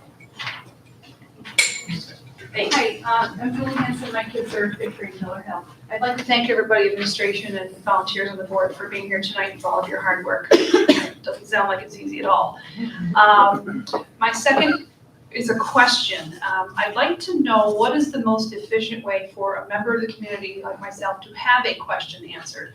I have emailed Dr. Franchini, Mr. Layden, I've talked on the phone with these folks. Ms. Week was kind enough to talk to me at one point. I've reached out in many ways. I've sat in meetings. And I can't quite figure out what is the most what's easiest for you to answer a question from somebody like me. So I was wondering if at some point I could find that out. Third thing is related to a question I have. I would like to know how a parent can review curriculum at any point for what their child will be learning, whether it's a history class or a math class, whether it's first grade or seventh grade. Are there textbooks? Is it an online thing? How does a parent go about getting a hold of that? Ideally, at the beginning of the school year or prior to school starting, and I realize that might not always be put in place. The reason I'm saying this is my kids come home with these statements sometimes that I'm thinking, what are they hearing? What are they learning? And my kids are not great historians. I mean, they don't accurately reflect at times what they're hearing. But I don't know how to go about figuring out what they are hearing. I mean, I've emailed the teachers and they're fantastic about getting back to me, but I thought, well, if there's a way that I could literally have the curriculum in front of me at some point and see it, then I go, oh, okay, at least I know what they're talking about this year. So that is something I'd like to know at some point. My fourth thing out of 5 is I am interested in bringing an educational exhibit, if you will, to this area, specifically to our district, maybe to the wider community. The Tunnel to Towers Foundation was originally started by a man who lost his brother on September 11th, 2001, who was an off-duty firefighter who went back into the towers to try to save people and died there. And his brother created this foundation to pay off mortgages, mortgage-free homes to Gold Star families and people like that caliber, who like firefighters and that kind of thing. Apparently there was a house that was set up for this foundation in Steventown a number of years ago. Mr. Simpson was telling me about that. They have a mobile exhibit. It's basically a tractor trailer that opens up into like a mini museum with artifacts from New York, from all pictures, all kinds of articles. They travel with New York City firefighters, and it's meant for communities and school districts, and they basically show up and they allow people through. And I would like to bring that to our area.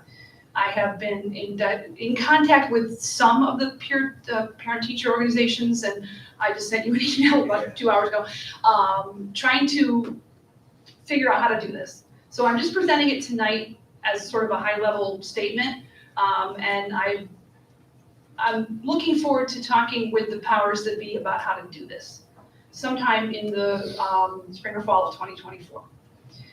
And I will have more information to come as I go along my way and make my way here. And I thank you in advance for any assistance, logistics, that type of thing that you can offer. My fifth statement, from a 1,000-foot view and with all due respect, stimulus money is taxpayer money. Thank you. Yes. Okay. Can we address some of these? You guys feel? Go ahead.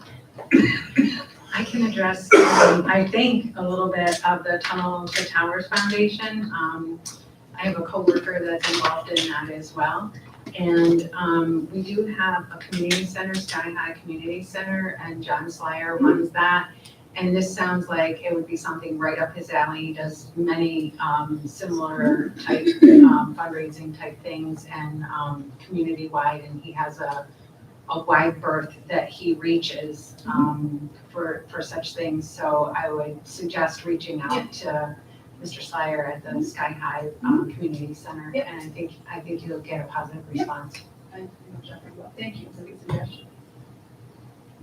In terms of answering questions, it depends on what your question is and who it should be directed to. We always like to start at the lowest level to address it and then follow the chain of command. So I think that's what you've been doing. So I think if continue to do that, I think that would be our recommendation to anybody, is kind of go straight to the person. It sounds like you did with the curriculum question and your student's teacher, so that's a good thing. And do we And have? typically emails to that board email address, it's on the Yes. website. Oh, yeah, The right. board all gets them, I typically respond on behalf of the Oh, board. okay. And I usually copy or BCC or forward or one way or another. I get We know information what to the that, response but is, yeah. usually that's the best way. If you want the board to see it, just put them on the email Okay, and then I'll respond. okay. So, And then viewing curriculum.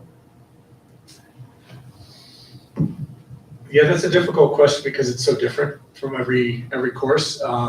Some are as simple as the textbooks, some are a variety of teacher-made resources, online resources. I think, quite honestly, what you're doing is probably the best option, which is ask the teacher, and they should be able to provide it for you. In terms of getting it in advance, I think it really does depend on the course, and I can certainly look into that if you want to email specifics that you're looking for. Okay, Reach out to the teachers and see. It really will depend likely on what the course is. okay. But any teacher should be willing to share that. It's just a question of in what format it would be in. Okay. Yeah. Thank you. Hopefully that.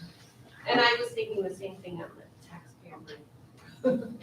With the tunnel for towers, are you thinking bringing to the school as well? Well, as my husband said, every kid in this district, this is history to them. And my thought was is if it was available to the district. The recommendation from the person who organizes it is 4th through 12th. That was my next. And that what they normally do is they come in at like a whatever night and they set it up. It takes about 2 hours to set up, and then the next day you filter kids through it. I guess they can take about 75 people per hour through. And I mean, with the amount of kids that are in the district, the numbers I've been given by our PTA, it would probably take a couple days. They will sometimes, my vision is for the students, but since it's here, wouldn't it be nice if like the public could come through if they wanted? Right. So sometimes they'll do like extra hours in the evening and this kind of thing. I'm sorry, I lost my train of thought. So I guess the biggest issue I have right now is where we go. Is it gonna get, and then just the comment that you guys have already approved the calendar for next year, I'm like, ugh. Because I'm like, I wouldn't, if it was to be like in the parking lot at like the high school or Algonquin, because it really needs some space to accommodate it, it can't interfere with like the soccer practice and the tournament and all that kind of stuff. So there's just a lot of logistics that I can't do without your help. But I'm willing to do the legwork and with, partnering with, groups like you described, and I've gotten really good feedback so far from like Algonquin's, PTO, and some of the other schools. I haven't sent it to the high school yet because I can't find an email for them. I'm willing to be, I'll do whatever works, but I think it would be a really, really nice opportunity. Yeah. Considering that one of those planes turned right over Albany. My husband was there a couple days later. He was deployed there a couple days later. I mean, there's a lot of people who have a lot of history and background with this. I'll circle back again. Thank you. Can I just clarify? You said you're looking at so fall and spring 2024. So we are not talking September, October, November 2023. We are talking. So Correct. Yes. I would say like, I appreciate that. The starting now, because that is, I've worked on like the field trip stuff. Yes. And I've had people say, well, why can't we do that, next month? And it's like, that's not how that. They offered me this coming April. Oh. Uh-uh. Thanks. But the other thing I would say, I do appreciate that because, everybody here obviously knows how I feel about hands-on experiences. But getting down to the city with little kids to go there, I mean, we did that, but we've been in the district 7 years before we got down there. And so to bring it up here is a great move for families for whom getting down there is a challenge, so. Thank you. Julie, would you mind mentioning the cost that you've mentioned on Oh. our meeting? Yeah. Because that's one of the biggest Oh, yeah, obstacles too. I still can't believe it. I'm not a money person. It was, I don't even remember, but. It was pretty high. It was 15,000 or more. I mean, it's dependent on the number of days that it's there. And it's a 6-hour day standardized, I recall, but you can add on a couple hours. Like I said, like in the evening kind of thing for the community, you can add on time. So, I thought of it and started looking into it and going, well, this is never gonna fly, because I couldn't believe the money that they thought, that they need, but when I brought it to the attention of the PTA Miller Hill, they're like, oh yeah, let us know, let's see what we can do. So I guess they're smarter than I am. Maybe there is a possibility when you partner with the PTAs, maybe with Kiwanis, maybe with Volunteers, fires. Yeah, and these are all logistics that we can start working out. Yes. Yeah. Outside of this meeting, I'm sorry. It's But kind of the details. It was a little pricey, but maybe. Yeah. So. Yeah, no, that's all good. Thank you for that. Okay, any other public comment? All right, board member reports. David, do you want to go ahead? Yeah, sure, I can start. Thank you. So, Dr. Franchini alluded at the beginning of the meeting to the Holocaust survivor who met with students at APHS and AMS. Her name was Marion Blumenthal. And the experience that my classmates and I experienced was really worthwhile and influential. And as far as taking away an educational, from an educational standpoint, and also just hoping to make the world a better place when we embark on it, that assembly was everything we could have hoped for. My student leadership group that I'm a part of and many other students was approached by Mr. Keelace, I think in November or December, and he asked us if having a Holocaust survivor speak to our students would be something worth pursuing.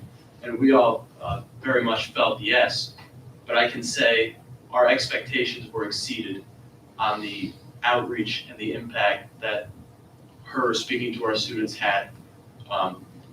Students had the ability to ask questions and have them answered by her. And that was very unique. But the main thing in her main, I guess, thesis is she's 91 years old and she was a very young girl when the Holocaust occurred. And unfortunately, those survivors aren't going to be around forever. So students like myself have to be able to study and learn from it so that when we move forward as adults, we can hope to not have something so tragic ever occur again. And sure, we can read about the Holocaust in a history class and talk about it, but actually being able to hear from a survivor is irreplaceable. And the fact that we had that at our district was a really great thing. So I just want to thank, I know Mr. Keelace had a lot to do with it, I'm not sure who else, but whoever had a hand in pulling it off, on behalf of myself and all the students, thank you very much, because that was very worthwhile and really, really important, so. Thank you very much, David. We appreciate your insight and feedback. Adam? Try and keep it brief as is my custom. First, I want to thank my fellow board members for listening to my quieted rants about the policy. Appreciate it. It's all constructive and you guys are open to hear it, so thank you. And I'm thanking Jim and his team, particularly Carrie and her team, Matt and his team in advance for walking into this budget fire that we're walking into right now. we have CPI, which is the inflation rate in the US, running at 8%. And so of course, our employees want to make more money so they can just keep up with where they were last year. We have a tax cap that was created by New York State back when inflation ran at 2%. The tax cap's called the 2% tax cap. And that really limits our ability to raise money when we need it. And to help us out, the state is giving us only 3% increase in this environment. So we're left to either try and raise taxes at a time when people don't have enough money to make ends meet, or make cuts where we've already have a history of making cuts. And that's what our tax dollars that go to the state do for our educational system today. And it's absolutely frustrating, and I don't know if we can fight it at all, but it's just frustrating. And you guys are just gonna be professional, walk through it, make really tough decisions, and come back to us with recommendations. So I'm thanking you in advance for doing that really hard job. I've been in business many, many years, and you go through good times and you go through bad times. And there's a team that I work with, and we always like to tell each other, now's the time we're earning our money. And the next few weeks is when you're really earning your money, so thank you. That's all.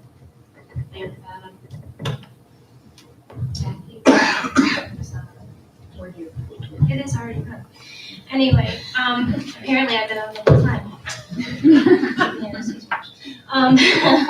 I was just gonna reiterate what David said. I was at the Holocaust presentation, and it was mind-blowing to hear from somebody who had been through it, and the way she was able to convey her messaging, not only for what happened back then, but just to take forward and learn from it. And I really saw the students being engaged. I know I couldn't stop, yes. Sam and I talked in the parking lot for I think 2 hours after that about just the impact she had on everybody. So I appreciate the district bringing in something so different to our students, something so important for them to learn about. Thanks, Jackie. I referenced earlier an article, and I just wanted to bring it to your attention. It was Sunday, February 19th in the Times Union, and the title of it was "American Education is in a Crisis." And you know, when I first read the headline, it's like, oh, are they going to attack us academically? Are they going to attack us in ways that, you know, how we run the schools and that sort of? And it wasn't. It was about declining enrollment. It was about the inequities of how we're treated. One district is treated so much differently from another. How the offerings that some districts have versus other districts don't have the money, don't have the population to offer. I mentioned earlier some of the Adirondack districts. I worked with them for a while. And I worked with districts that had 250 K through 12 students, 300 K through 12 students, and they still need a chemistry teacher. They still need an American history teacher. Even though they had 8 to 10 students or less in a class, they still needed those courses. So the whole idea that you were talking about, Jim, is so valid that because there's declining enrollment, we just can't keep cutting staff because we need to have classes. We need to have a teacher in front of the room, regardless if there's 15 or there's 25 students in the class. So if you have a chance to look at that article, I was taken aback by the headline, but the fact is that so many of the factors are out of our control locally that are affecting school districts. And I think the state aid issue that you talked about was one that hopefully we can have an influence to change, but it's mostly out of our control right now. I did talk about earlier the facilities meeting, and thank you, Carrie. You had a great agenda, and that was a great meeting.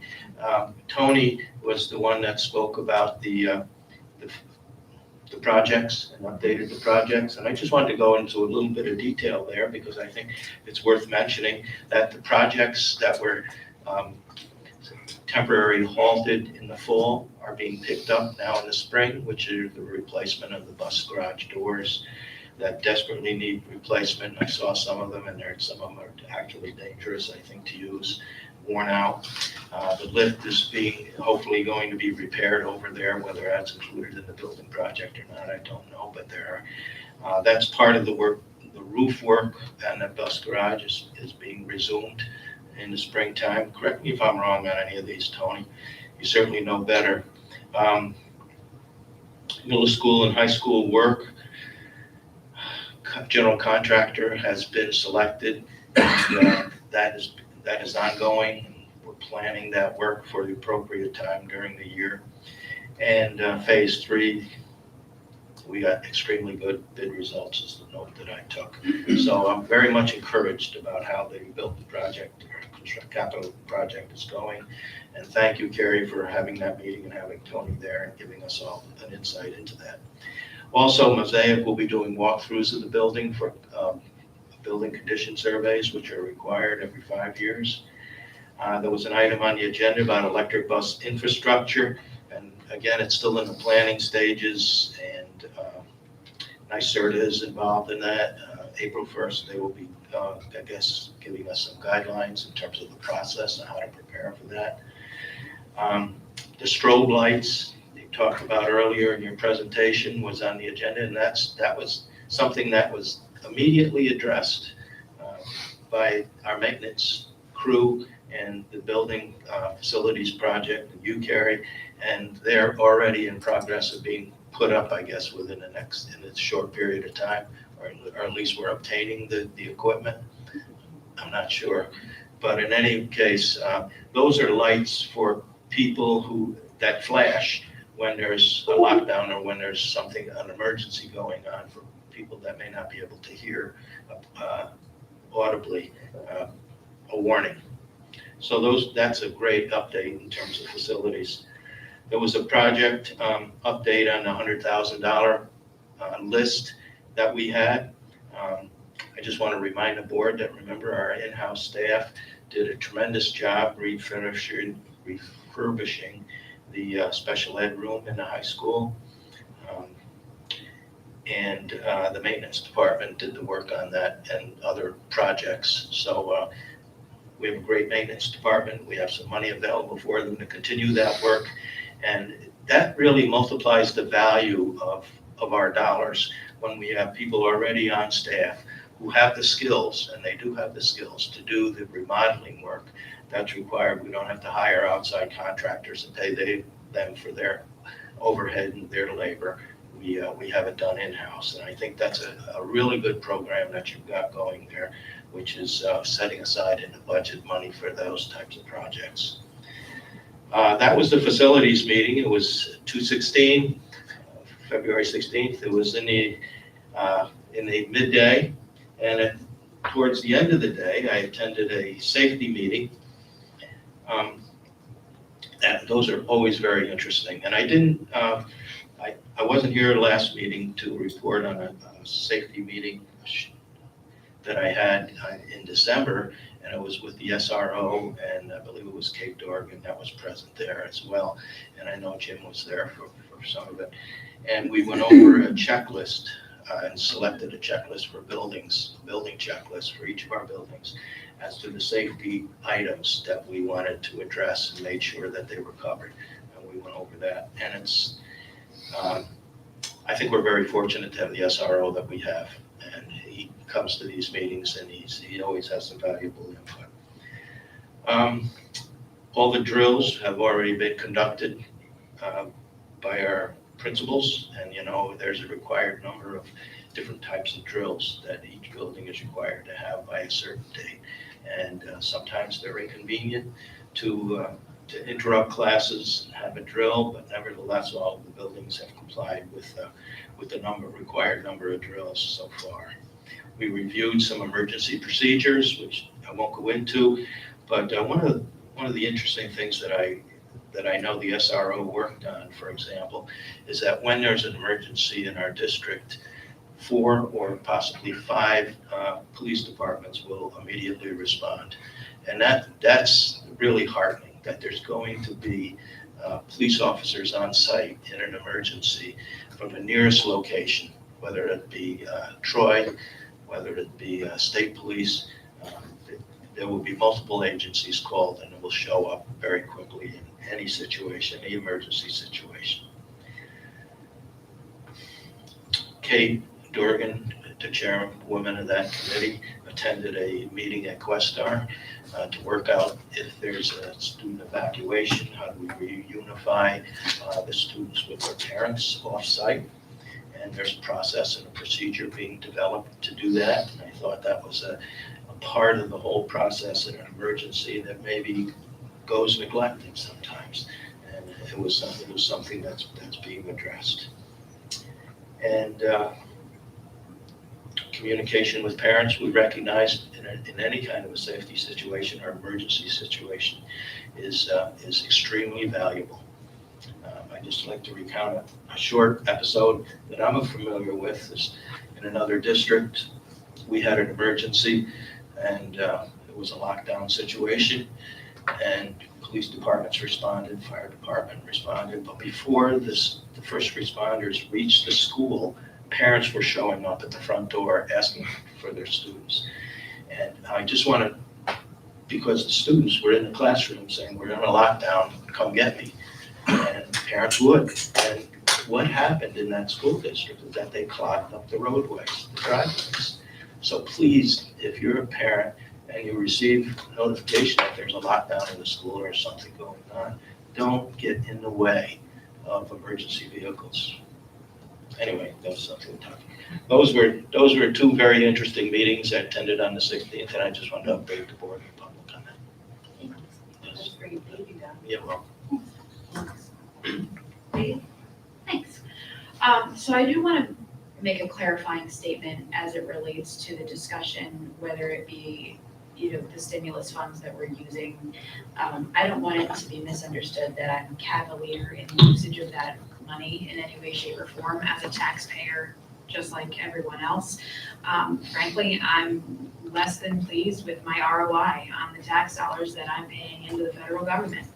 I'm not happy with the way that they're spending my money either. That they've allotted us these funds, and if we don't use them, we lose them.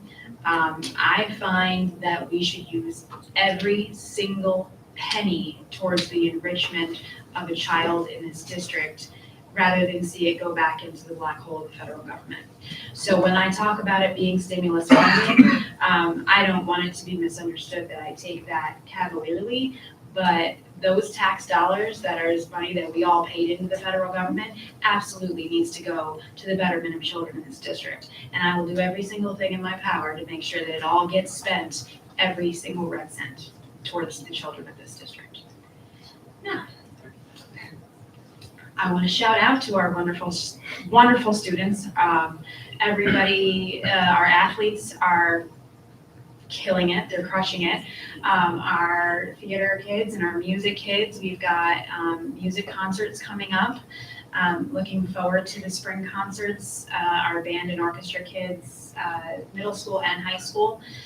Looking forward to all of the great stuff that we are going to have for our students coming up.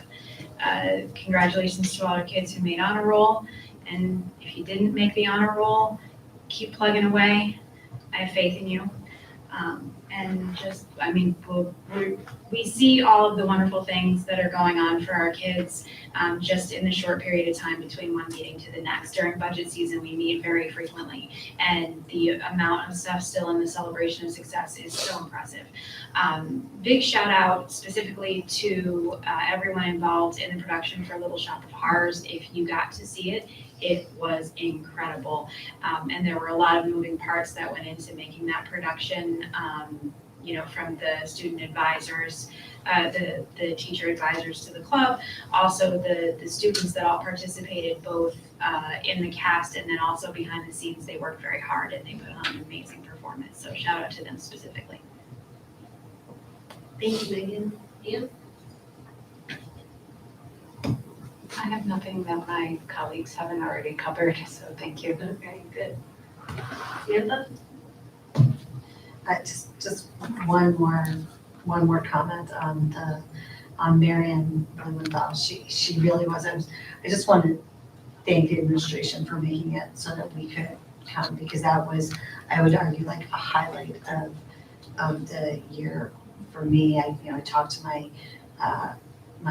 older one, got to see her at Algonquin, and she was very moved, and the kids, the middle schoolers, getting her feedback, seemed to take it seriously, which, getting middle schoolers to take things seriously is not nothing. And they, it was a very respectful and engaging at the middle school, and then certainly for us. And towards the end, when the questions were happening, I don't remember what question it was, but she got a chuckle out of the crowd of high schoolers, which I feel like if you have a 91-year-old person get a chuckle out of high schoolers, also nothing. I certainly hope that one of the messages, and just sort of looking around, and Dave, you probably speak to this more, but I have been steeped in this history personally. We had the Holocaust survivor come to our school when I was a kid, and it just is never not shocking.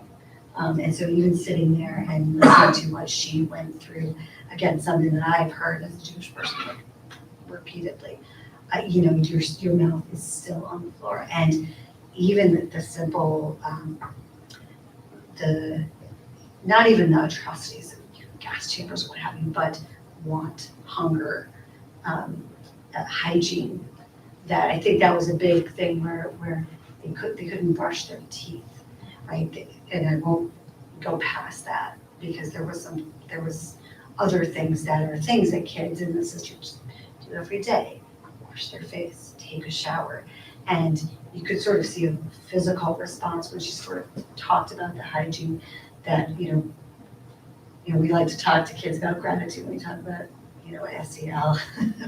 And that was definitely a moment for gratitude, where I think, certainly for me, certainly my kid, that concept of having the lack of hygienic opportunity was very striking. And hopefully, not that the atrocities themselves were not horrible, but just to give, we are very, very lucky to live where we live, for all the issues that we have, and why are they not giving us enough money? We are very lucky to live where we live, and her resilience was just stunning. To be 91, to have gone through what she went through, live to that age, and have the sense of humor she had was stunning to me. And you see that when you go to others similar. Anyway, I just very appreciative, highly impactful, and it sounds like David's experience in the student body was similar. So just kudos, and I don't know how much longer that can happen. Major kudos. Also major kudos to Little Shop of Horrors. It was fantastic. It was like scary and joyous at the same time. But it really highlights, I'll try and keep it short. After the show, I was talking to a parent and student who played one of the more engaging characters, right? A very specific character with I'm sure there's, my dad would call it character acting, right? Where it's like a very specific accent, and just inhabited the stage. And talking to this student afterwards, very quiet, very shy, barely a word out of this student. And it was like a transformation, but it gives you the realization of what theater does, where you could have a kid that you don't have any idea what they have inside them, and then you put them on the stage, and all of a sudden there's you guys probably don't see now, but there's Jackie Gleason in front of you, hamming it up, and then 15 minutes later, makeup's off, and they are their school self. But that spark, that beauty is in there. It was just fascinating. And so it's one of those things, not that I'm plugging, keep the theater in the budget, but just to remind everybody, how important that extracurriculars, the I don't even want to call it non-academic, because what they learn in putting a production like that, right? That is finances, that is team management, that is pushing construction skills, right? I mean, the set that they put together, like that. So these are all academic skills, and we used to call them soft skills, and obviously in the world that we are living in today, those are actually the skills that we want our students to have going into whatever workforce they end up. If you are managing a construction team, building new houses is a kill. Right? You have to know how to get that team to work together in really cold weather. Anyway, that is all very impressive as usual. Oh, good, thank you, Samantha. And like Ann, I'm not going to repeat any of the things that my colleagues said because it is good stuff. But just listening to them, it just reaffirms that, we are a world-class school district for lots of reasons, but in particular tonight, just hearing everything because of our amazing administration, faculty, and staff that we have here that maintain the student focus for these different aspects that we have all the time in light of the budget challenges that we are facing, as Adam pointed out. So thank you to all of you for that because it's huge, and I think you guys are just doing what you naturally do, but it is very much appreciated. All right. With that, I think Megan and Jackie are motioning the first and second motion to adjourn this meeting. So all those in favor? Passes unanimously. Wait, You should sorry. have a motion to table till later. Okay. Oh, sorry, Sorry about that. Motion to Table table the the rescinding of policy 5425. 5425 to a later meeting. Megan motion, Samantha seconds to table rescinding the policy. Yeah. All in No favor? discussion, all those in favor? Aye. And now motion to adjourn. Yes, no, so now we have the motion back on the table to adjourn, which has already been first and seconded. Discussion, all those in favor? Aye. Have a great night, everyone. Say you, everybody, let me know. Thank you. Hi.